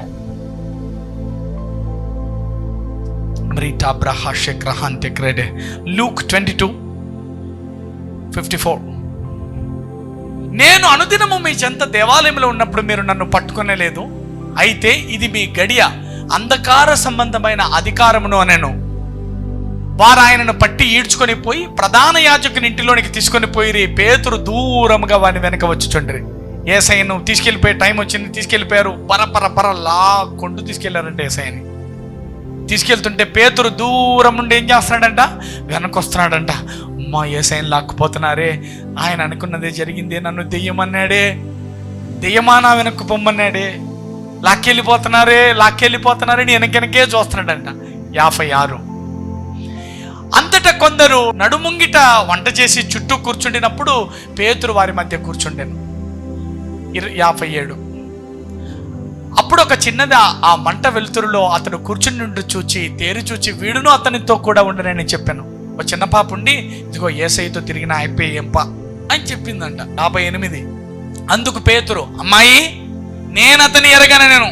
అందరు చెప్పండి. ఇప్పుడే దెయ్యం అనిపించుకున్నాడు, సైతానా అనిపించుకున్నాడు. మళ్ళీ ఇప్పుడేమన్నాడు, నాకు ఆయన తెలియదంటున్నాడు. ఏటికి పడిపోయినాడు. ఇంకా యేసయ్యే దెయ్యమా అన్నాడు. ఈడ చూస్తే టెస్ట్ వెంటనే, మళ్ళా చూస్తే నేను అతన్ని ఎరగనే అంటున్నాడంట. అందరు చెప్పండి, దేవుడే దెయ్యం అని పిలిచిన ఆయన ప్రేమించి వచ్చిన ఆ సంఘానికి బండ పునాది అయిపోయాడు. I can't imagine. ఎంతమందికి అర్థమైంది నేను చెప్పింది? దేవుడే నేను దయ్యమా అంటాడా? ఆయన నోరే మళ్ళా నువ్వే బండవురా, పునాదివి నువ్వే నాకు ముఖ్యం, మూలరాయన్నా ఆశ్చర్యపోవాల్సిన అవసరం లేదు. Don't worry. అందుకే ఏదైనా ప్రవచనం వచ్చిందా, ఏదైనా కళ వచ్చిందా, ఇంకోటి ఏదైనా వచ్చిందా, ఏం భయపడమాక. రాత్రికి పాతాళం వచ్చిందా కళ రాని, అట్టాటి 100 వచ్చినా నిన్నేం చేయలేవు. నువ్వు మనస్సు తిప్పుకొని వెనక్కి తిరిగి పశ్చాత్తప్పుడు పొరపాటు అయింది నా మాట అని చూడు, హృదయపూర్వకంగా వెంటనే అన్ని రద్దుపరచకపోతే అడగండి. అందరు చెప్పండి, శాపములోను తీర్పులలోనూ చిక్కుకునేవాడు ఎవడంటే ఈ తండ్రి హృదయం ఎవరికైతే తెలీదో, గట్టిగా పలకాలి, ఈ తండ్రి హృదయం ఎవరికైతే తెలీదో వారే అందులో ఇరుక్కుంటారు తప్ప. కోతి తీసుకుపోయింది చాక్లెట్, మా నాయన దీనికి ఇంకా పెద్దది కొనిస్తాడని తెలియనోడే రైలు కింద పడేది. దేవుడే నీకు కొన్నిసార్లు, అందుకే అంటాడు ఒక ఆమెని, నువ్వు కుక్కవు, నేను నా పిల్లలకు ఇవ్వడానికి వచ్చాను రొట్టెలు. కుక్క, నేను కుక్క పిల్లలకి ఇవ్వను, నేను ఇలాగా నా పిల్లలకి ఇవ్వడానికి వచ్చానంటాడు. ఆమె ఉంటుంది, కాలేనైనా నీ హృదయం. ఆమెకు బాగా లాజిక్ తెలుసు. దావీదు అట్లే పాపం చేస్తాడు, పొరపాటు అయిందని కళ్ళు మెలుకుంటాడు, అర్థమైపోతుంది. ఏమంటాడు, వస్తాడు సరే అని ఉపవాస ప్రార్థన పెడతాడు. దేవుడు హృదయం మార్చుకుంటాడని తెలుసు కదా దావీదుకి. నా మీదకి శాపం విడుదల చేసిన, నా మీదకి తీర్పు రాదు, శాపం రాదని మనోడికి తెలుసా తెలీదా? తెలుసు. అందుకే ఉపవాస ప్రార్థన చేస్తాడు. అయినా శాపం వచ్చేస్తుంది. మళ్ళా వచ్చేసిందే, ఎట్లా నా బతుకంతా ఇంతేనేమో అని టెన్షన్ పడిపోతాడు. ఏం చేస్తాడు, సరే పోతే పోయిందని చెప్పి వెంటనే స్నానం చేసి భోజనం చేసి చర్చికి పోయి మళ్ళీ మందిరంలో కూర్చొని కొంచెంసేపు ప్రేయర్ చేసుకొని మళ్ళీ వస్తాడు. మళ్ళా దేవుణ్ణి వెంబడించడం మాత్రం అంటాడు, నీ మందిరంలోనే ఉండకూడదు, నా దోషములు క్షమించము, నా పాపం పోవునట్లు నన్ను బాగా కడుగుము, ఈ సోపుతో నన్ను కడుగుము, నా పాపములు ఎర్రనివైనను హిమము వలె నన్ను తెల్లగా చేయి నాయనా అని అడుగుతాడు. ఏమైపోతాడు? యేసయ్య వంశావళిలోకి దావీదులోని తెచ్చుకుంటాడు. ఎంతమందికి నా మాట్లాడుతూ ఉంటుంది? ఆ యేసయ్య దావీదు వంశంలో నుండి వస్తాడు. అందుకే నీకు అనిపిస్తుంది శాపము, ఈ తీర్పు, ఇవి అవి ఇవి ఇవి పనిచేస్తాయేమని. ఆయన హృదయం తెలిస్తే ఏవి నీకు పనిచేయవు. ఎంతమందికి ఆయన హృదయం అర్థమవుతుంది ఇప్పుడు? Thank you Holy Spirit God, thank you Lord. Acts chapter 2:41. కాబట్టి అతను వాక్యం అంగీకరించిన వారు బాప్తిసం పొందిరి. ఆ దినమందు ఇంచుమించు 3,000 మంది చేర్చబడేరి. కొట్టమ్మా. ఏ పేతురు అయితే దెయ్యం అనిపించుకున్నాడో అదే పేతురు వాక్యం చెప్పి ఎంతమంది అయ్యారంట? 3,000 మంది. నువ్వు చేసిన ఎప్పుడో తప్పుకి ఏదో జరిగింది, మీ నాయనో మీ అబ్బో చేస్తే ఆ తప్పుకి నీకు ఇది వస్తుందని అంటే నువ్వేమనాలా? నేను గోడ వైపు తిరిగా, నేను ఆల్రెడీ పశ్చాత్తాపడ్డా, నా పితరుల పాపములకై కూడా నేను ఒప్పుకున్నా, ఆయన నా కోసం శాపమయ్యాడు, ఆయన నా పాపాన్ని శాపాన్ని భరించాడు, ఇది నా మీద పని చేయడానికి వీల్లేదు. భక్తిహీనులు నాశనం అయితేనే నా తండ్రికి ఇష్టం లేదు. నేను ఇప్పుడు ఆయన రక్తం పెట్టి కొనబడిన వాడు, నేను నాశనం అయితే ఆయన చూస్తూ కూర్చుంటాడా అని వెంటనే నేను ముఖం తిప్పాడు. నాకేదో శాపం పనిచేస్తుంది, ఖర్చు ఏదో పని చేస్తుంది, నీకు బుద్ధి లేదు ఇంకా ఆ మాటలు మాట్లాడుతున్నావు అంటే. చెప్పండి, పశ్చాత్తాపపడ్డ రోజున, నా హృదయం ఆయనకిచ్చిన రోజున, నా తండ్రి హృదయం నాకు అర్థమైంది కనుక నా మీద పాపము, శాపము, ఎట్టి నాశన తీర్పు నా మీదికి రావడం లేదు. హల్లెలూయా. ఎంతమంది రక్షించబడ్డారంట? పేతురు వాక్యం 3,000 మంది. ఏ శాపము, ఏ తీర్పు నీ మీదికి రావాలని లెక్కలేసి పెట్టారో, నువ్వు ప్రార్థిస్తుంటే, నువ్వు బోధిస్తుంటే వేవేల మంది ఆయన ఆత్మ కొరకు రక్షించబడతారు. హల్లెలూయా. ఆయన రాజ్యం కొరకు రక్షించబడతారు. గ్రహించమని కోరుతున్నాను. జోనా చాప్టర్ 4:2. యెహోవా నేను నా దేశమందుండగా ఇట్లు జరుగునని నేను అనుకుంటుని కదా, అందువలననే నీవు కటాక్షమును, జాలియును, బహుశాంతమును, అత్యంత కృపగలవాడవైన దేవుడవై ఉండి పశ్చాత్తాపడి కీడు చేయక మానుదు అని నేను తెలుసుకొని దానికి ముందుగానే తర్షీషునకు పారిపోతిని. ఎవరికైనా అర్థం అవుతుందో నేను చెప్పేది? యోనా, పో, నువ్వు పోయి నినవేకి వాక్యం చెప్పు. ఏమంట? ఆ నినవే పట్టణం అంతా పాపమేనంట. భయంకరమైన రోత బతుకు, అందరూ శాపాల్లోనే ఉన్నారు. దేవుడు ఏం చేశాడంట? ఏకదం మొత్తం పట్టణమే తెల్లారలికి లేకుండా చేయాలని డిసైడ్ అయ్యాడంట. అందరు చెప్పండి, పట్టణాన్నే సమూల నాశనం చేయాలని డిసైడ్ అయ్యాడు దేవుడు. ఎంతమందికి అర్థమవుతుంది? నాకు జోనాకున్నంత జ్ఞానము, జోనాకున్నంత తెలివి, జోనాకు దేవుడు అర్థమైనంత ఎవరికి అర్థం కాలేదేమో నాకు. ఎట్లంటే ఒక ప్రాఫెట్, ఒక ప్రవక్త, యేసయ్య అంటే తండ్రి హృదయం తెలిసి వాళ్ళు పశ్చాత్తాపడితే నువ్వు మళ్ళా తీర్పు ఖచ్చితంగా మారుస్తావు నాకు తెలుసు. ఆ మాటలు వినండి, ఆశ్చర్యపోతారు మీరు. చూడు, యెహోవా నేను నా దేశమందుండగా ఇట్లు జరుగునని నేను అనుకుంటుని కదా, కటాక్షమును, జాలియును, బహుశాంతమును, అత్యంత కృపగల దేవుడు. ఏడన్నా వాగ్దానాలు చూశారు ఎప్పుడన్నా? ఏ ఫ్రేమ్, ఏ ఇంట్లో అన్నా ఈ ఫ్రేమ్ ఉందా? ఉండదు. ఎందుకంటే వాళ్ళకే రాదు వాక్యం. ఎప్పుడు దేవుడు నీకు తోడై ఉన్నాడు, నీ రాకపోకల్లో తోడుగా ఉన్నాడు, ఏ ఉంటాయి. ఏ షాప్ కన్నా వాగ్దానాలండి. నీ నామమును గొప్ప చేస్తాము, నీ పేరు హెచ్చింపబడుతుంది, ఇదే ఉంటుంది. ఇది చూడు, అందువలననే నీవు కటాక్షమును, జాలియును, బహుశాంతమును, అత్యంత కృపగల దేవుడువై ఉండి పశ్చాత్తాపడి కీడు చేయక మానుకుందువని నేను తెలుసుకొని దానికి ముందే తర్షీషునకు పారిపోయాను. వాళ్ళంతా తప్పు చేసినా నువ్వు ఎలాంటోడు అంటే కటాక్షం చూపేవాడివి, జాలిపడేవానివి, బహుశాంతం గలవాడవు, అత్యంత కృపగల దేవుడవు. వాళ్ళు కొంచెం పొరపాటు అయింది దేవా అంటే నువ్వు వెంటనే ఆ శాపం రాకుండా మానుకుంటావు. నేను అందరినీ నాశనం చేస్తానంటావు, నన్నేమో రెడీ చేసి పంపిస్తాను. వాళ్ళు నాశనం కావాలి ప్రభు, నీకేం తెలుసు? వాళ్ళు ఎంత గలీజు వాళ్ళని, వాయు వరుస లేకుండా తిరిగినారయ్యా వాళ్ళు. నీకెట్లంటే నీదంతరంగా, నీది అంతా నీ అతిశుద్ధి, నీది అతిశుద్ధి అనమాట. అదిగో లోపం, అదిగో లోపం, అదిగో రే, నీ లోపాలు తీర్చి నీకుంది దండికంగా. అద్దో లోపం, అద్దో లోపం, అద్దో లోపం. ఈ మనోనికి ఏమైందంటే అతిశుద్ధి అయినాడు. బా, ఈ లోపాలలో నేను సంపాలి, ఇంత అల్లరో, ఎంత వాయు వరుస లేక తిరిగినారు, ఎంత ఉత్తాతోళ్ళు ఇది సవాలా అని చెప్పి నినివేకి వాక్యం చెప్పిపోనైనా పంపించే, దేవా నీకు తెలుదులే, నీ గురించి నీకు తెలుదు, కానీ నువ్వు శాంతి చూపిస్తావు, జాలి చూపిస్తావు, కనికరం చూపిస్తావు, నువ్వు ఊరుకుని చెప్తా, నీకు చెప్పేదే లేదు వాక్యం. నేను చెప్పనంటే నేను పోతాను, నేను తరచేసుకుపోతా. ఎట్లా చెప్పించుకుంటావో వాళ్ళ మీద, ఎట్లా జాలి తెచ్చుకుంటావో చూస్తాం. నువ్వు పగ తెచ్చుకోవాల్సిందే, వాళ్ళు నాశనం చేయాల్సిందే. వాళ్ళకు వాయి వరుస లేదు. నాకు చెప్తాను కదా, నీకు అర్థం చేసుకోమని బతిమాలుతాను ప్రవక్తను. నేను బతుకుట కంటే చచ్చుతాం మేలు. ఇదిగో నేను వాక్యం చెప్పను, కానీ నువ్వు సంపుతావు సంపు, కానీ నేను మాత్రం వాళ్ళకి చెప్పను. నీ గురించి నాకు తెలుసు. చూడు, బతుకుట కంటే చచ్చుటం మేలు. యెహోవా నన్ను ఇక బతకని ఇక చంపమని యెహోవాను మనం చేశాను. నన్ను చంపేనైనా నేను మాత్రం వాక్యం చెప్పాను. అమ్మా, అందరు చెప్పండి, ఇది మానవ బుద్ధి అనండి. 4, అందుకు యెహోవా నీవు కోపించుట న్యాయమా అని అడిగాను. ఏమ్మా, హలో, దేవుడు అడుగుతున్నాడంటే ఏమని? కాదురా, నువ్వు కోపించడం ఏమన్నా న్యాయమరా అందరండి. దేవుడు ఏంది అడగడం ఏందనండి? అడుగుతానండి, ఏందిరా నువ్వు కోప్పడుతున్నావు?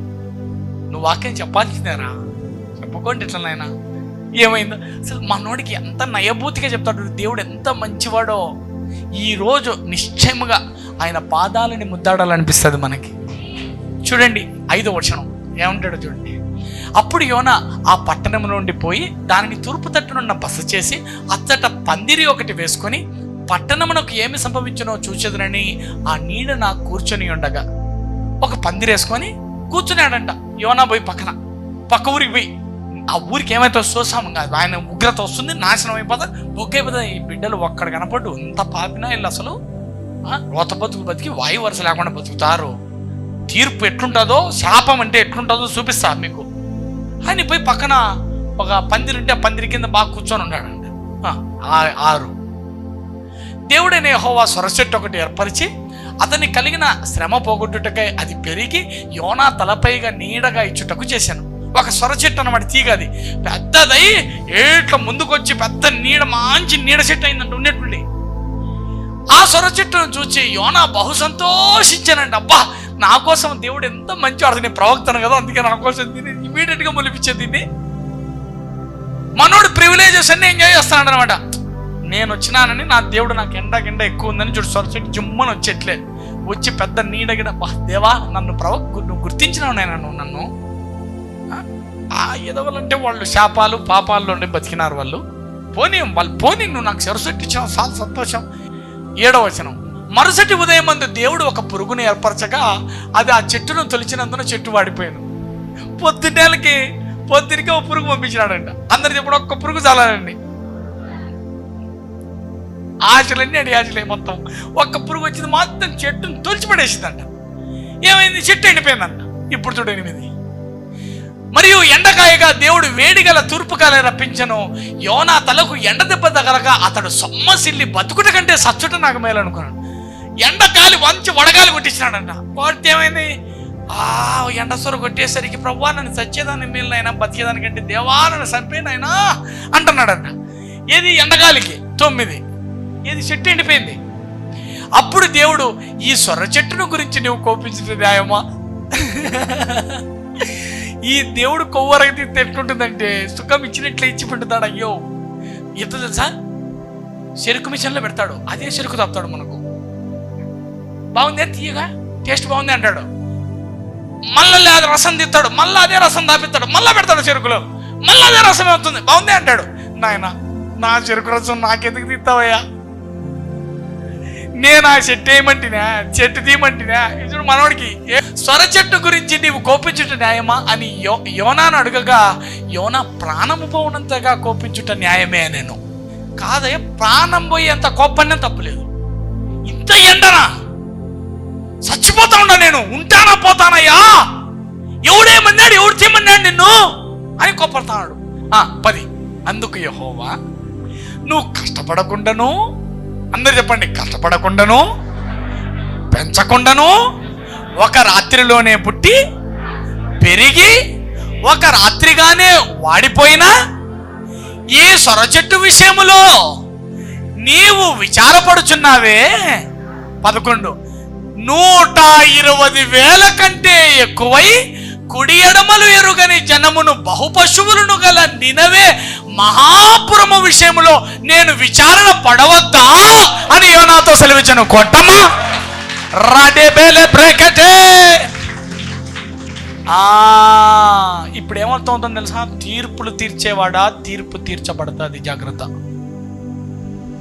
ఎవనికి శాపాలు, ఎవనికి తీర్పులు వస్తాయంటే తెలుసా? అందుకే నువ్వు ప్రేమ గలవాడివైతే నీకు ప్రేమ అనే విత్తనమే ఆ పంటే కోసుకుంటావు. కనికరము గలవారు ధన్యులు, వారు కనికరమును తీర్పు తీర్చువారు. పనికిమాలోళ్ళు నీకు తీర్పే తీర్చబడుతుందంట. అందుకే యోనాకు బుద్ధి చెప్తున్నాడు. కాదు యోనా, రాత్రి పుట్టింది, రాత్రే పడిపోయింది, దానికే ప్రాణం పోయేంత కోపడాలని అంటివి నాయన. అంతమంది జనాలు, 20,000 కంటే ఎక్కువ జనాలు, పశువులు, వాళ్ళంతా నా పిల్లోళ్ళు, వాళ్ళంతా నాశనం అయిపోతారు అంటే నాకు బాధ రాదరా? పోయి వాక్యం చెప్పుకోరా నా మాటిని. వాళ్ళు ఏమన్నా మారతారేమో. చూడు, ఆయన ఏమంటాడు, నేను పట్టణాన్ని నాశనం చేస్తానంటాడు, మళ్ళీ పోయి చెప్పు వాక్యం అంటాడు. మనం కూడా అంతే కదా, పిల్లలు ఏదో చేస్తూ ఉంటారు, భార్యకి చెప్పు, చదవమని చెప్పు, నా కోపం వస్తుందని చెప్పు, డాడీ చూస్తాడని చెప్పు అంటాం. అంటాడు డాడీ వస్తాడు, వస్తాడా డాడీని చెప్పి పంపించాడు. వెరీ గుడ్, బాగా చదువుతున్నారు అంటాడు ఈ తండ్రి. చెప్పించింది ఆయనే, పెళ్ళాన్ని ఉసిగొల్పింది ఆయన. అర్థం కాలేదా మీకు? అదే కదా తండ్రి హృదయము. నిన్ను కొట్టడమా ముఖ్యం, నువ్వు మారడమా? ఎంతమంది మారదామంటారు? మరి నీకెందుకు శాపం వస్తుందమ్మా? నాకు తీర్పు వస్తుంది శాపం వస్తుందని ఎట్లా అంటారు? నినవే మహాపట్టణాన్ని వాయు వరుసలు నేను తిరిగిన ఊరినే నేను క్షమించేస్తానంటుంటే, ఒక ప్రవక్తకు కూడా బుద్ధి చెప్పి ప్రవక్తకే మరణాపాయం కలిగించి సముద్రంలో పడి తిమ్మింగలం మింగేలా చేసి అయినా వాక్యం చెప్పించినాడు. అవసరమైతే ప్రవక్తల గుంపు నీ దగ్గరికి పంపించి నీ ఆశీర్వాదానికి కారణమవుతాడు ఆయన. నువ్వు అనుకున్నావు నేను పాడైపోతుంటే వీనికి కావాల్సింది జరిగిందిలే, వాడు వాడు వాడు వాడు ఎట్లా అంటాడో మాకు తెలుసు, అందుకే వానికి ఎట్లా జరిగింది నీకు తెలియట్లా. నేను రక్షించబడి నేను దీవించబడ్డానికి మహాదేవుడు తన సొంత కుమారుణ్ణి పంపడానికి కూడా వెనకాడలా. హల్లెలూయా! నీ దేవుడు నేను ఎంత ప్రేమిస్తున్నాడో నీకు అర్థం అవుతే నువ్వు ఒక్క క్షణం కూడా ఆ తీర్పులోను ఆ శాపంలోనూ ఉండవు. జస్ట్ వాకౌట్, వచ్చేసే బయట కాడి నుంచి. నువ్వు చేయాల్సిందల్లా ఒకటే, పశ్చాత్తాపడుతున్నానయ్యా, పొరపాటు అయిపోయిందయ్యా, మన్నించయ్యా. మీకు ఎప్పుడైనా డౌట్ ఉంటే ఈ పని చేయండి. రోజు పొద్దున్న లేస్తాను, అయ్యా నా తప్పులు, నా పితరుల తప్పులు, మా అమ్మ నాయన తప్పులు, నా గత తరముల తప్పులని నీ రక్తం చేత కడిగినావని, నీ పునరుద్ధానం వల్ల అన్నీ జయించినావని నమ్ముతా ఉన్నాను. నా మీద శాప పాపములన్నీ విరిచావని నమ్ముతున్నానయ్యా. నాలో ఇంకేమైనా దోషం ఉంటే క్షమించాయని ఒక్క మాట లేసి నడుచుకుంటారా? నేను చెప్తున్నా చూడండి, దెయ్యాల రాజ్యం మొత్తం గుంపు కట్టి మీ ఇంటి వాకిట్లే కూర్చున్నా నీ మీద పనిచేయదు శాపం. ఎంతమందికి నా మాట్లాడుతా? అందరు చెప్పండి, వాక్యము ఎరుగని దుష్ట జనమే నశించిపోతున్నా నా దేవునికి ఇష్టం లేదంట. అది నా దేవుని హార్ట్. ఇంకా నువ్వు ప్రాణం పెట్టుకొని నువ్వే ప్రభువా నా దేవుని అంట అంటే నువ్వు పాడైపోయి నీ మీదే శాపాలు పనిచేస్తుంటే చూచు కూర్చుంటాడు. అర్థం చేసుకోమని కోరుతున్నాను. లూక్ 23:42 అయినను చూచి యేసు నీవు నీ రాజ్యంలోనికి వచ్చినప్పుడు నన్ను జ్ఞాపకం చేసుకోనమని. అందరు చెప్పండి ఇమీడియట్లీ అనండి. ఈరోజు వర్తమానంలో ఏముంది? వెంటనే శాపాలను తీర్పులను చెప్పండి గట్టిగా, వెంటనే అనండి. ఇంటి పోయినాకనా ఇక్కడే ఇంకా మాట్లాడు, వెంటనే ఇప్పుడిప్పుడే అయిపోవాలన్నీ వెంటనే. చూడు, థీఫ్ ఆన్ ద క్రాస్, దొంగ ఏం చేస్తున్నాడో చూడండి. పెట్టిన లూక్ 23:42 మనకైతే ఇది న్యాయమే, మనము చేసిన వాటికి తగిన ఫలము పొందుచున్నాము కానీ ఈయన ఏ తప్పిదము చేయలేదని చెప్పి ఆయనను చూచి యేసు నీవు నీ రాజ్యములోకి వచ్చినప్పుడు నన్ను జ్ఞాపకం చేసుకున్నాను. పక్క దొంగ అంటాడు, ఓ యేసు నువ్వు దేవుడు అయితే నిన్ను రక్షించుకొని నన్ను రక్షించమంటాడు. అంటే మనోడు ఏమంటాడు? కాదు, నువ్వు దేవునికి భయపడవా? చచ్చిపోతున్నావే, సావు వచ్చినాక కూడా నువ్వు భయపడవా? ఇంకా మనసు మార్చుకోవా? ఏమంటాడు ఆ డైలాగ్ ముందు చూడాలి. 40 మనకైతే ఇది న్యాయమే. అందరు చెప్పండి ఇదే గ్రహణ అంటే. ఏమన్నాడు? ఈ తీర్పును మనకు సిలువ వేసినారంటే న్యాయమేరా. చూడ ఎట్లొచ్చిందో చనిపోయేటప్పుడు ఆయనకు బుద్ధి. అందరు చెప్పండి ఇది రావాలనండి. స్వనీతిలోనో గర్వంలోనో ఇరుక్కున్నోనికి ఇది రాదు. ముందు డైలాగ్ చూస్తే మీకు అర్థమవుతుంది. వేలాడబడిన ఆ నేరస్తుల్లో ఒకడు ఆయనను దూషించుచు, అందరు చెప్పండి ఇద్దరు చనిపోతున్నారనండి. ఇదిగో యేసయ్య అటుపక్క ఒకడు ఇటుపక్క ఒకడు. ఒకడు అంటున్నాడంటే ఏమంటున్నాడో చూడండి. ఏది చనిపోతూ సిలువ వేయబడ్డారు ముగ్గురు. ఒకడు ఏమంటున్నాడంటే ఆయనను దూషిస్తున్నాడంట. ఈ పక్కనే ఉన్నాడుగా యేసయ్య, సిలువలో ఉన్నాడు, ఈయన చనిపోతున్నాడు, దూషిస్తున్నాడంట. దూషించుచు నువ్వు క్రీస్తువు కదా, నిన్ను నువ్వు రక్షించుకో, మమ్మును కూడా రక్షించు అంటున్నాడంట. ఎంత బుద్ధి లేదు. దీని పేరే గర్వం. చూద్దాం ఏమైంది. 40 అయితే రెండో వాడు అతన్ని గద్దించి, అందరు చెప్పండి ఇద్దరు మరణం అవుతున్నారు కానీ ఒకని బుద్ధి ఒకలాగుంది, ఒకని బుద్ధి ఒకలాగుంది. అందరు చెప్పండి వెంటనే రక్షించబడే వాని బుద్ధి, వెంటనే తీర్పు నుంచి, వెంటనే శాపము నుంచి బయటపడే వాని బుద్ధి ఎలా ఉంటుందంటే ఇట్లుండాలని బుద్ధి. లేకపోతే నువ్వు వెళ్ళిపోతుంది, పని చేస్తుంది నీ మీద. శాపాలు గీపాలు అన్నీ పని చేస్తాయి. పక్క వాళ్ళని అడిగా నీ బుద్ధి ఎట్లుంది అని అడగండి. అడిగమ్మ గట్టిగా, ఈ బుద్ధి ఎట్లుందంటే వాడిని గద్దిస్తున్నాడు. నీవు అదే శిక్షా విధిలో ఉన్నావు గనుక దేవునికి భయపడవా? ఇప్పుడు కొద్దిసేపులో నువ్వు చచ్చిపోతావే ఆయనలాగానే. ఇప్పుడు కూడా దేవునికి భయపడవా? ఇంకా అతి మాటలు మాట్లాడతావా? చూడు 41. మనకైతే ఇది న్యాయమే, మనం దొంగలము, మనకిది న్యాయమే, మనము చేసిన వాటికి తగిన ఫలమే పొందుచున్నాం. అందరు చెప్పండి, చేసిన దానికి తీర్పు వచ్చింది. ఈరోజు దేన్ని తప్పించుకుంటున్నాం? తీర్పులని, శాపాలని తప్పించుకుంటున్నాం. ఎవరికైనా అర్థమైందా నేను చెప్పేది? Did you catch my point? అతనికి తెలిసింది, నేను చేసిన తప్పుకు ఈ తీర్పు వచ్చింది, నేను దొంగగా బతికాను, నాకు సిలువ న్యాయమే. అందరు చెప్పండి, నేను చేసిన పాపాలకు, నాలో ఉండే తప్పులకు, నా పితరులు చేసిన తప్పులకు ఇవి నేను అనుభవించుకుంటున్నాను, నా కర్మ, ఇది న్యాయమే అనుకుంటాం కదా మనం కూడా. మనోడు అదే అనుకుంటాడు, నిజమే, నాకు ఈ తీర్పు వచ్చింది, నేను దొంగని, నేను ఇట్లా తప్పులోనే, నాకు ఇది సిలువ పడింది, న్యాయమే, తీర్పు వచ్చింది, న్యాయమే. మరి తప్పుకు న్యాయంగా తీర్పు వచ్చింది, మరి ఇది తప్పించుకుంటాడు. చూడు, ఇప్పుడు ఈయన ఏ తప్పిదము చేయలేదని చెప్పి ఆయనను చూచి, యేసు, నీవు నీ రాజ్యములోకి వచ్చినప్పుడు నన్ను జ్ఞాపకము చేసుకో. అందరు చెప్పండి, చేసిన తప్పుకు అనుభవించుకుంటున్నా, తగ్గించుకొని ఆ బాధలో ఆ తీర్పును అనుభవించే వేళైనా పశ్చాత్తాపపడి నన్ను నీ రాజ్యములో చేర్చుకో నాయనా అని వేడుకుంటావా? ఏమంటాడు 43? అందుకాయన వానితో, వెంటనే, ఇప్పుడే నీవు నాతో కూడా నేడే పరదైసులో ఉందని నిశ్చయముగా నీతో చెబుతున్నాను. కొట్టమా? అందరు చెప్పండి, వెంటనే. చేసిన తప్పుకు తీర్పు వచ్చింది, చేసిన పాప శాపం అనుభవించుకుంటున్నాడు, కానీ ఆయన్ని ఆశ్రయించాడు, వెంటనే పరదైసులో యేసుతో పాటు కూర్చుంటున్నాడు. హల్లెలూయా! ఎంతమందికి అర్థం అవుతున్నది? నువ్వు రేపు ఇంటికి పోయే వరకు అవసరం లే, ఇది ఇప్పుడే, అయ్యా పొరపాటైంది నాయన, పొరపాటైంది నాయన, నన్ను మన్నించయ్యా, నన్ను క్షమించు నాయన, నా జీవితాన్ని మార్చు, నేను నీ కోసం బతుకుతానయ్యా, పొరపాటైందయ్యా. ఇంకా నీ నోట్లోంచి మాట రాకముందే వదిలేరా, అందులో మారేవు, నాకు అంతే చాలంటాడు ఆయన. నువ్వు మళ్ళీ నీతో చెప్పించుకొని నువ్వు ఏడ్చే వరకు కూడా ఉన్నాడు ఆయన. పిల్లలు వచ్చి కాళ్ళు పట్టుకొని బతిమాలితే దాకుంటారా మీరు? వచ్చి ఏడ్చి డాడీ అంటేనే ఇంకా కరిగిపోతాం. ఏం కావాలమ్మా నీకు అంటావు అంటే, ఏ తండ్రి అని అడగడా? ఇట్లా ఏడుస్తున్నాడు అంటే పిల్లల్ని చూసి ఏమంటావు? ఏం కావాలి నీకు చెప్పు, పద బయటికి పద, ఏం కావాలి పద, అన్నీ కొని పెడతావు. ఆ రోజు తప్పులు చేసి ఏడుతుంటే, నువ్వు కొట్టి ఏడుతుంటే మళ్ళీ బయట తీసుకెళ్ళి మళ్ళీ అన్నీ కొని పెడతావు ఆ రోజు. ఇది తండ్రి హృదయం. ఇప్పుడు ఎలా ఈ తరముల నుండి వచ్చే శాపాలను ఆపుకోవాలో నేర్చుకుందాము. Exodus chapter 20:5. ఏలైనగా నీ దేవుడనే యెహోవా నగు నేను రోషము గల దేవుడను, నన్ను ద్వేషించు వారి విషయంలో 3-4 తరముల వరకు తండ్రుల దోషమును కుమారుల మీదికి రప్పించుదును. అందరు చెప్పండి, శాపాలు ఎన్ని తరాలకు వస్తాయంట? 3-4 తరాలకు వస్తాయంట. అది శాపం అంటేనే 3-4 తరాలు రావాలా, అయితే 3 లేకపోతే 4 తరాలకు కూడా ఉంటుందంట శాపం. అందుకే ప్రభువుని నమ్మిన తర్వాత కూడా వాక్యం ఎరగని వారు ఇంకా 4 తరాలు అయిపోతున్నా ఇంకా శాపాలు కొట్టుమిట్టాడుతా కొట్టుకుంటా. మన అబ్బకు డబ్బులు నిండవు, మన చిన్నబ్బకు డబ్బులు నిండవు, మన నాయనకు డబ్బులు నిండవు, మనకు డబ్బులు నిండవు, మన పిల్లలకు కూడా అటుకటికి అవుతుంటుంది.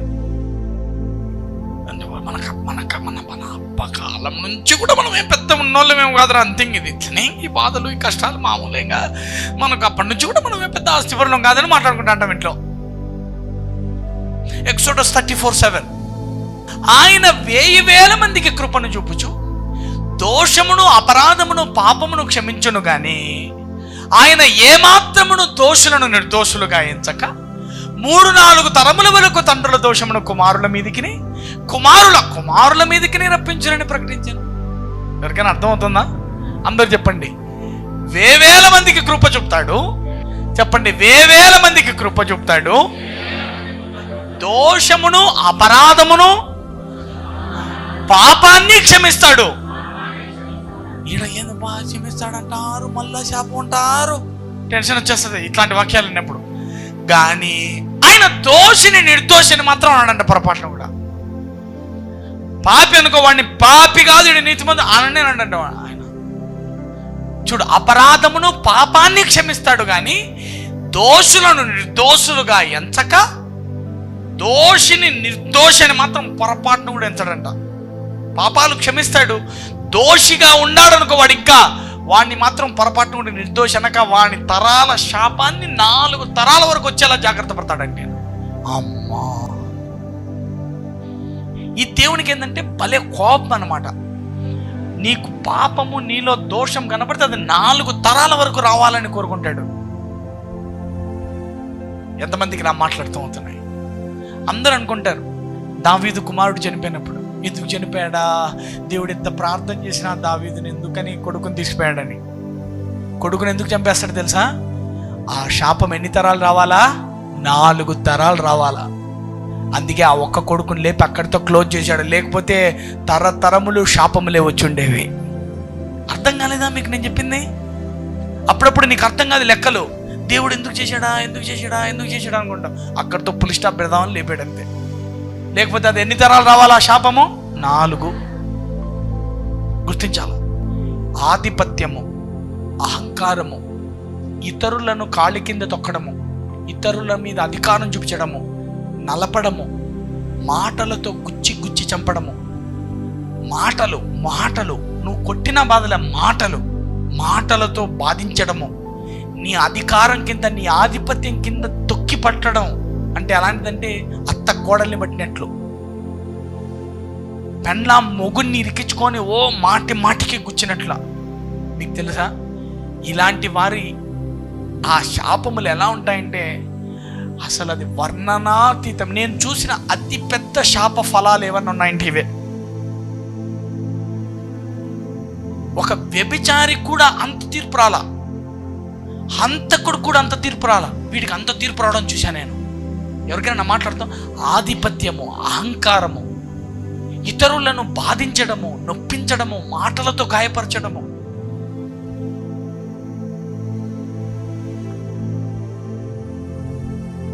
అందుకే మీరు చూస్తే యేసయ్యని ఎక్కువ గాయపరుస్తారు మాటలతో. నువ్వు దేవుని కుమారుడువా, రాతికిరా నువ్వు దేవుడు అయితే అంటారు. దయ్యం అసలు నువ్వు దేవుని కుమారుడు అయితే అంటే గౌరవ భంగము. అందరండి గౌరవ భంగం అనండి. అందుకే ఒలే వరా లే పిలిచొద్దట్లు. గౌరవ భంగాన్ని ఇతరులకు కలిగించే హక్కు నీకు లేదు. గౌరవ భంగాన్ని కలిగించకూడదు. ఇతరుల గౌరవం, చిన్న పిల్లవాడైనా గౌరవ భంగాన్ని కలిగించకూడదు. అది దేవునికి నచ్చదు. ఎందుకంటే ఆయన నా కుమారుడని చూసుకుంటా ఉన్నాడు అల్లారుముద్దుగా. ఆయన నువ్వు ఒకే శరీరంలో ఒకదాన్ని చిన్నగా ఒకదాన్ని పెద్దగా ఎలా చూస్తూ ఉంటాడు. ఎంతమందికి నా మాట ఇప్పుడు నేను చెప్పేది, చంటి పిల్లలు నీ కన్న పిల్లల్ని తిట్టుకోవద్దని కాదు, ఇతరుల ఎడల నువ్వు ఇలా ప్రవర్తించకూడదని. ఎంతమందికి నా మాటలు అర్థమవుతున్నాయి? భయంకరమైన శాపం. నేను బైబిల్ అంతా చదవగా నాకు అర్థమైంది. ఆధిపత్యం చూపిన వాళ్ళని, అహంకారం చూపిన వాళ్ళని, ఇతరుల గౌరవ భంగాన్ని కలిగించిన వాళ్ళని, అందరు చెప్పండి, ఏదైతే తొక్కుతావో అది మూలకు తలరాయి నీకే ఏకుమేకై కూర్చుంటుంది. దేన్నైతే నువ్వు వద్దంటావో కడద్రోయబడిన రాయి మూలకు తలరాయి అవుతుంది. అర్థం చేసుకోవాలి దేవుని లాస్. నేను దేన్నైనా తొక్కుతున్నానా, దేని మీదైనా ఆధిపత్యం చూపుతున్నానా, దేన్నైనా త్యజిస్తున్నానా, ఏదైనా అసహించుకుంటున్నానా, రేపు పొరపాటున ఇదే నా మూలకు తలరాయి అయిపోయి కూర్చుంటుందేమోరా బాబు అని. ఎంతమందికి నా మాట్లాడుతూ అవుతున్నాయి? నువ్వు దేన్ని అసహించుకుంటావో, ఏది పాడుదంటావో, ఏది పోయిందంటావో దేవుడు దాన్ని తెచ్చి నీకు బాసుగా చేస్తాడు దాన్ని. అందుకే నువ్వు వాని కిందికి పోవాలనుకుంటే చెయ్యి. నువ్వు దేని కిందికి, నువ్వు ఏదైతే అసహించుకుంటున్నావో అదే నిన్ను పాలించాలనుకుంటే నువ్వు ఆధిపత్యం చూపించు. మరి ఎంతమందికి నా మాట్లాడుతూ అవుతున్నాయి? Don't do that. ఐగుప్తీయులు ఏం చేశారు? చిత్రవద పెట్టి ఇశ్రాయేలుని అణిచి తొక్కి మట్టి పనిలో, ఇసుక పనిలో, బురద పనిలో వాళ్ళని వెట్టి చాకరీ చేయించి 400 సంవత్సరాలు వాళ్ళని వెట్టి చాకరీ చేపిస్తే ఏం చేశాడు దేవుడు? తెల్లారిలో మొత్తం ఆ ఐగుప్తు అంటే మామూలు రాజ్యం కాదు అది. ధన సంపదలో, బలధనములలో భయంకరమైన గొప్పగా వర్ధిల్లిన దేశం అది. ఏం చేశాడు చెప్పు? ఎవరినైతే తొక్కారో తెల్లారి లోపల అంతా వీళ్ళే ఒలుచుకొని వచ్చేసారు బయటికి, ఒక్క రూపాయి లేకుండా. ఎవరైతే బానిసలుగా ఏ దేశంలో అయితే బతికిరో వాళ్ళు బయటికి వెళ్తుంటే పిల్లలు మూటలు మూటలు ఇసుకొస్తున్నారంట. ఏమిరా ఇంత బంగారు తిన్నాడు? వాళ్ళున్న మమ్మల్ని ఎప్పుడు అంత మమ్మల్ని బానిసలుగా పట్టుకుంటారంట. మా దేవుడు వచ్చా కనికరపడే మాకు అంత ఇప్పించినాడన్న.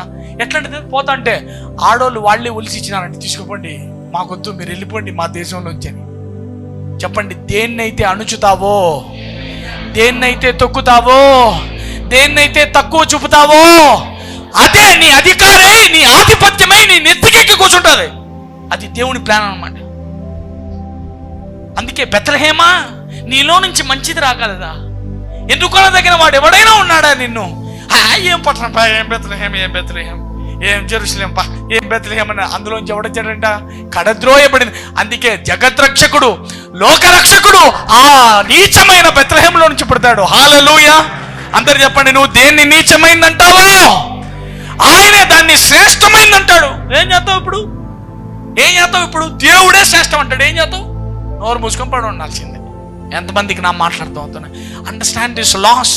ఎంతమంది ఆశీర్వదించబడ్డారు ఇవాళ? Thank you lord. ప్రార్థిద్దాం. పరలోకమందున తండ్రి, సర్వశక్తిమంతుడును నిజ రక్షకుడైన యేసు నామమున ప్రార్థిస్తున్నా. అయ్యా, ఎక్కడెక్కడైతే దేహంలో బాగులేదో, ఎట్టి వ్యాధి గలవారైనా వారిని ముట్టి స్వస్థపరచమని, తల నుంచి అరికాలి వరకు ముట్టి బాగు చేయమని ప్రార్థిస్తున్నానయ్యా. ఏ అనారోగ్యమైనా, అదెంత నొప్పి అయినా, ఎన్ని సంవత్సరాల నుంచి ఉండే వేదనైనా దాని నుంచి విడిపించి రక్షించమని వేడుకుంటున్నాం తండ్రి. వారి ప్రాణాత్మ దేహములను ముట్టి స్వస్థపరచండి తండ్రి. బాగు చేయండి నాయన. ఆర్థిక ఇబ్బందులు, కుటుంబ సమస్యలు, భర్త భార్య పిల్లల సమస్యలు, మరెన్నో వేదనలు, చెప్పుకోలేని కష్టాలు, ఇరుక్కున్న సమస్యలు అయ్యా, తెంచుకోలేని నాయన తండ్రి చిక్కుకున్న ఉచ్చుల నుంచి విడిపించమని ప్రార్థిస్తున్నాను తండ్రి. ఏ బంధకాల్లో అయితే నీ పిల్లలు ఇరుక్కుపోయి ఇబ్బందులు పడుతున్నారో వాటన్నింటినీ విడిపించండి. పిల్లలు లేని వారికి పిల్లలను తండ్రి, వివాహము కాని వారికి వివాహాన్ని జరిగించండి తండ్రి. దేనికైతే ఎదురు చూస్తున్నారో, ఏ ఉద్యోగం కోసం అయితే ఎదురు చూస్తున్నారో దాన్ని అనుగ్రహించండి తండ్రి. ఏ ప్రమోషన్ కోసం అయితే ఎదురు చూస్తున్నారో దాన్ని అనుగ్రహించండి తండ్రి. ఏ విడుదలకై వేచి చూస్తున్నారో దాన్ని విడిపించండి. ఏ శాపము వీరి మీద పని చేయకుండా, ఏ తీర్పు వీరి మీదకి రాకుండా మీరే కృప చూపి నీ అత్యున్నత కృప చేత వీరిని లేవనెత్తమని, మా సంఘం పైన నీవు పలికిన నీ ప్రవచనాలను నూరంతలుగా ఫలింపచేయమని యేసు నామమున ప్రార్థించి వేడుకొని పొంది ఉన్నాము తండ్రి. ఆమేన్, ఆమేన్. మన తండ్రి అయిన దేవుని మహాప్రేమ, కుమారుని యొక్క అత్యున్నతమైన కృప, పరిశుద్ధాత్మలోనే సహవాసం ఇప్పటికి ఎల్లప్పటికీ యుగ యుగములకు సదాకాలము మీకు, మీ కుటుంబానికి, మీ పిల్లలకు, మరి ముఖ్యంగా ఈ సంఘానికి, ఇశ్రాయేలులకు తోడై ఉండును గాక. ఆమేన్, ఆమేన్, ఆమేన్.